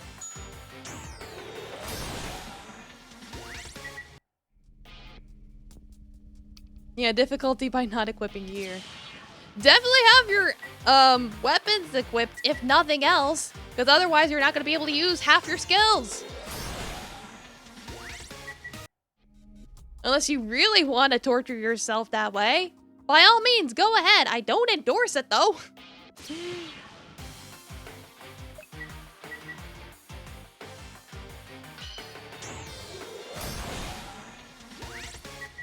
Now, you might think, oh, I could just keep hitting with Sally, but as you can see, now she's out of the SP, so she can't do that anymore. It's like, she's fast and she hits hard, but she can't do that forever. Eventually, she run out of power. And then you gotta get someone else to do it.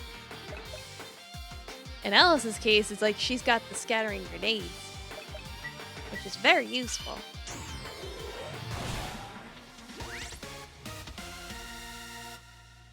Yes, I did account for different play styles. That's correct.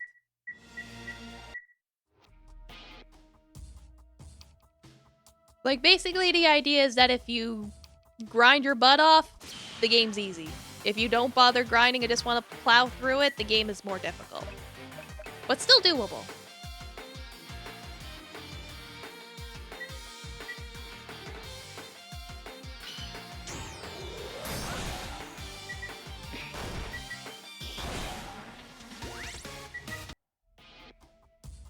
Like, really would not recommend fighting a boss the first time coming into a place. Really would not.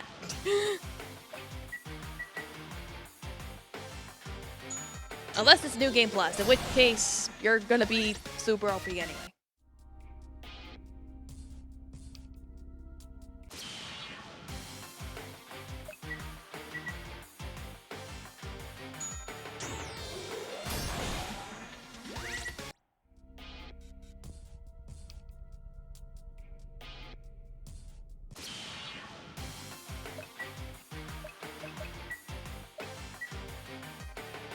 No point wasting your SP.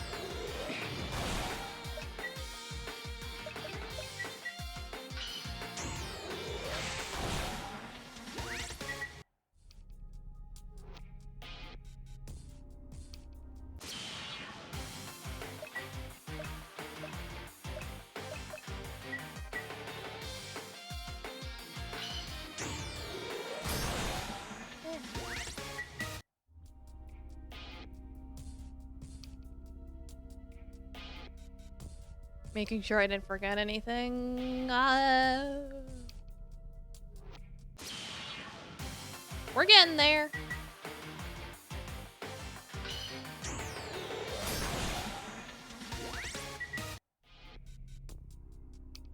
Eventually you do unlock a lot more skills and options and stuff.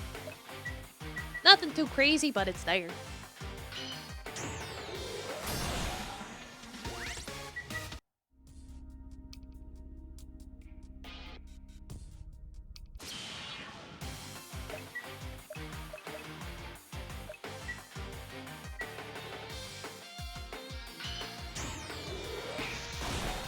Yeah, when it comes to the animations and stuff, that is just the default RPG Maker animations.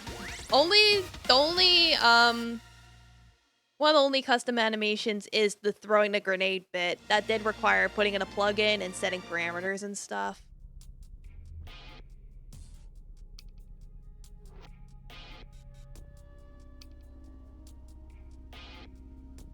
I think I killed everything.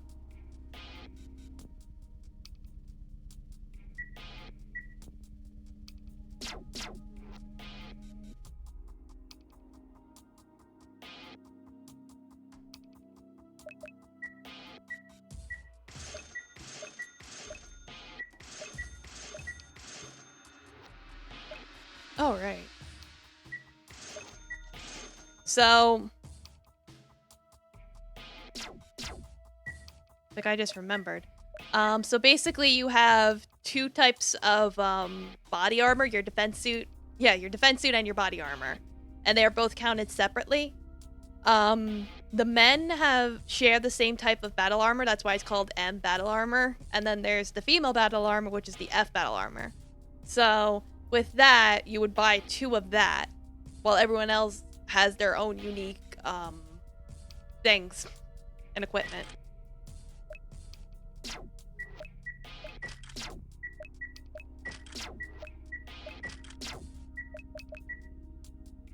Like you can see here, he has the plus here, but the Ada battle suit, while he has the Ida battle suit, defense suit, but the same armor type. So yeah, that's just something to keep in mind.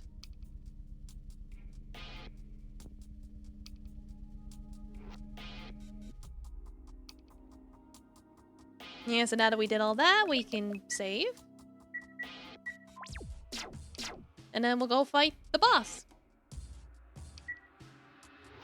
Oh, well, I can't go fight on an empty stomach. Everyone healed up for me a delicious meal. Yeah, I did set it up so that you do not go into the boss exhausted or empty. You will heal before the boss. Again, making it easy. There she is. Let's do this. That dumb ant is in the way. I can't hit the queen. Just gotta take it out first. Or use an attack with a wide area of effect. You have a lot of trouble considering I've never played a game like this before. Don't worry about it. Just try your best. Yeah, so basically the mechanic is if you want, like let's say I want to do a single target attack. As you can see, I'm trying to select the queen. Like I'm pressing all the buttons and everything, but I can't select it because the amp protector's in the way. However, I can kill it first. So what's the amp protector weak to? He's weak to fire and piercing, but he resists electric and blunt attacks. So we can do scatter grenades that'll hit both him and the queen, and he's weak to it. See? Easy. And then we can scan the queen for her weakness. She's weak to ice attacks and resists slash attacks.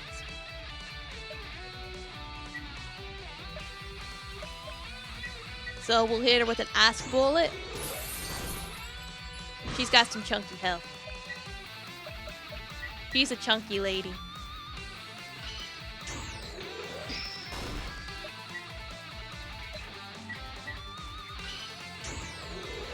Yeah, she's thick. 3 C's.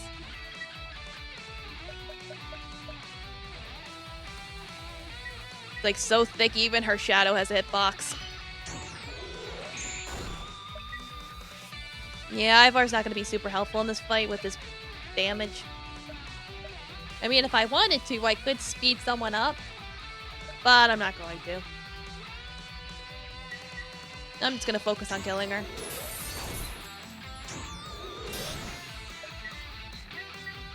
So I guess that would be a thing with Ivar, is you could use his debuff ability if you want, since he's not doing anything else. But yeah, we win! Yay! And got all these new skills! Yay!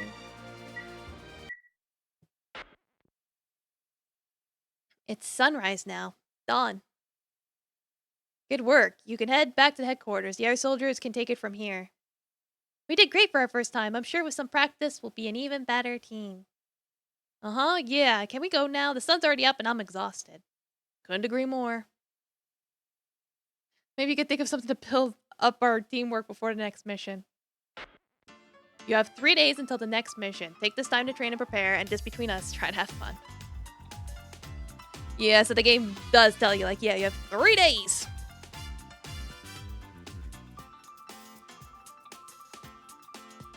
Yeah, so it's like, who should we hang out with now?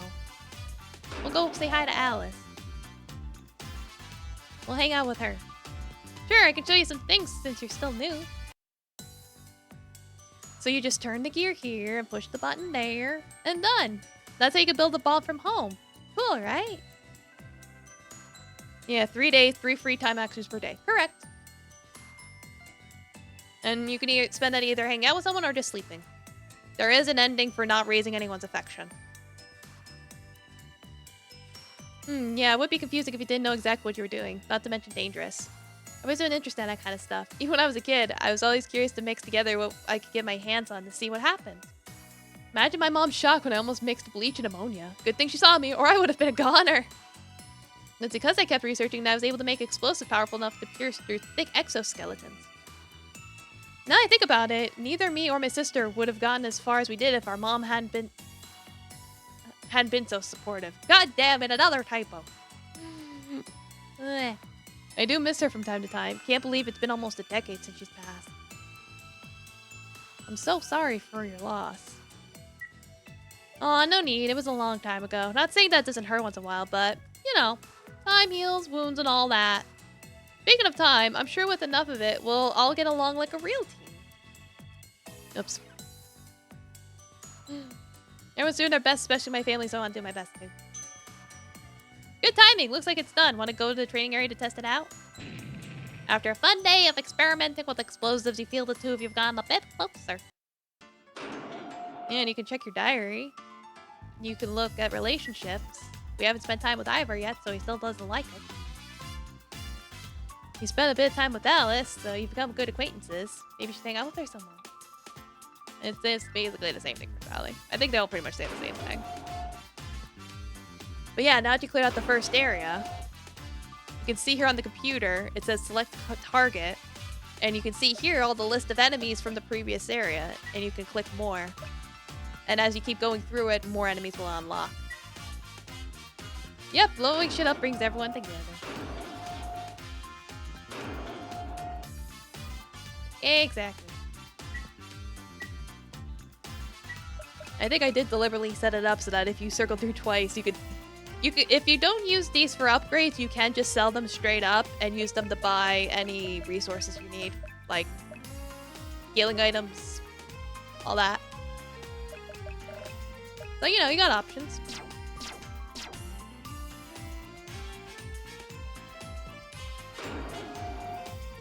Oh boy, now let's hang out with Ivar. Perfect timing, actually. There's something I mean to give you. Hold on. This is it. You notice how hasn't been much at the training area lately? That's because I took them all and brought them here. Took plenty of effort to skin and drain them. But look at how much came out from it. I thought it would be easier for you to eat it if they were liquefied. Well, what do you think? You can even bathe in it if you want. Yeah, he made us a nice bug soup. We will eat his bug soup. You dive your head into the bathtub and begin eating. The initial uncertainty you had quickly fades as your hunger takes over, devouring as much as your stomach can fill. Your knowledge of blood tells you that it should taste dirty and metallic, yet this isn't the taste. It's meaty like a well-roasted chicken with a nutty aftertaste. The taste allows you to ignore the otherwise wet, slimy texture. Wow, you really ate a lot. Don't worry about the rest, I can clean that up. You know what's weird? Blood insect is normally green or yellow, not red. And yet they taste just like any other bug when you cook them up. So maybe the change is related to their mutation somehow. Not that we'd get Sally to fry them up so we could test for ourselves. So we'll have to sell for raw meat for you to eat. You can handle it though, since it doesn't seem to matter you much. Now that's done, let's go over some battle strategies. I've got this idea I've been meaning to try for a while. Despite the odd choice in gift, you felt the two of you grew a little bit closer that day. Well, who do you want me to hang out with next? Since I've basically done everyone at least once. Yes, I got my posture, I'm good. The game does warn you this later on, but in order to get any good ending in general, you have to hang out with Ivar at least twice.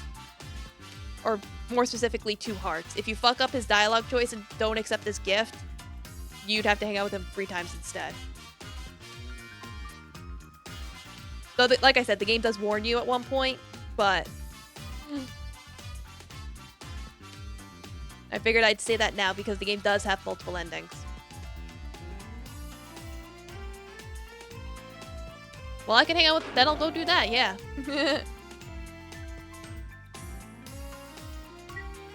Yeah, let's go train. They've got plenty of targets from the park we can pummel on. Oh, yeah, now that's what I'm talking about. See, that's why I think we're better off as a pair. The more people involved, the more complex it gets. Don't get me wrong, Alice is smart and Sally does have her moments, but I don't know if I can trust them. The only other person I've trusted is Devlin. He's been with me all this time since I started living here. Alice and Sally have normal families with normal lives, so they wouldn't get it. Well, maybe normal is exactly right. Yet at the end of the day, they have options once it's all over. We don't, so we have to make the most of it. I trust you till the end. Well, thanks. I think I might trust you too. Just a little. Oh, hey, perfect timing. Do you want to train together? Don't push it. You know he's not into us working as a team. What's that look? Please give them a chance. A chance, huh? Fine, let's do it. Seriously? Yeah, seriously. Now hurry up before I change my mind. Right, let's get started. Despite sharing different views, felt the two of you grew closer that day. Ivar may be beginning to warm up to the rest of the team as well. And they even learned, Ivar and Sally learned a skill, assist teammate. Hello, Papillion. Sorry, did I scare you? I just want to have a quick chat before your next mission. I think this is literally the cutscene I was just mentioning. How are things with your teammates? Hopefully you're all getting along. I noticed you've been spending time with Ivar. I appreciate you being patient with him. You have no idea how relieved I am to see him finally making a friend. Yeah, if you didn't hang out with Ivar at least twice by this point, the director does say, hey, I think you should be hanging out with Ivar more. That's kind of important. Wank, wank. Wank, wank. Oops. I didn't know that was... Oh, well. I know I may be more professional, but I do worry about him sometimes. Maybe it's just my conscience getting the better of me. Like I hit a hotkey and then because the dialogue the move. Whoopsie doodles. I wasn't always the director. I used to be a soldier and fought like you, shooting targets down with ease and without a second thought. But a lot changed. Ivar living here was one of those things. I don't know if he told you about his experience here yet. I'm sure he'd tell you if you spend more time for him to open up. Wank, wank. Anyway, I didn't like what they were doing here, so I climbed all the way up the ladder to land in the position that I'm in now. I fired any staff dealing with unethical experiments and revamped the entire system at this headquarters. And yet, I can't help but wonder if that's good enough. I look up higher at the ladder and still see corruption trickling down the pipe, all under the excuse of following orders. I don't have control over the other divisions, and everything I've been working towards could be dismantled. Up the higher ups that... Another typo! Could be dismantled by the higher-ups at any time. It's a terrifying thought. I'm rambling too much. My point was that I want this to be a positive experience for you and everyone else, so please feel free to make any requests to make things more comfortable around here. That's about it. How about I order some pizza before you go on your next mission? Pizza! Yay! The second nest we found is located in the sewers. This area is notably infested with crustaceans, possibly due to connection to the ocean. Good luck. I hate the sewers. It's smelly, wet, and gross. We won't be here too long. Another division is helping us out. They've already gone ahead, so all we have to do is charge in and finish off the queen. Oh good, that'll make things easier. Wonder who's helping us. Just because they're here doesn't mean you could be reckless. We still have to be careful. Yeah, I also set it up here so that if you didn't hang out with him twice, I think he says something even meaner to Sally. Like here he's being a little soon, but... if you didn't have him be like, please give them a chance, he'd be like, well, fuck you guys.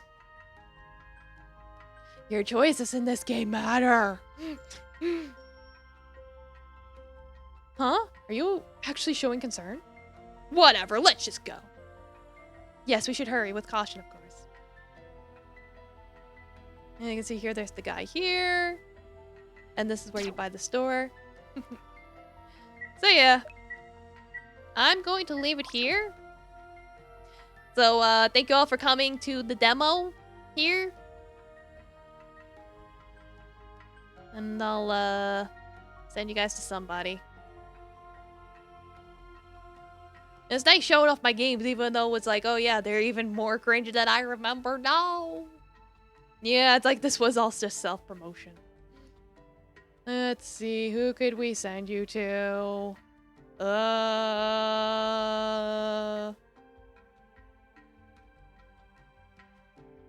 Yes, fun times, exactly.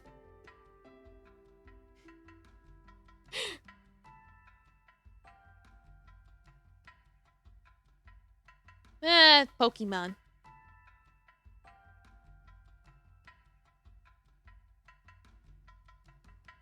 Wait, did I spell it wrong? I did, didn't I?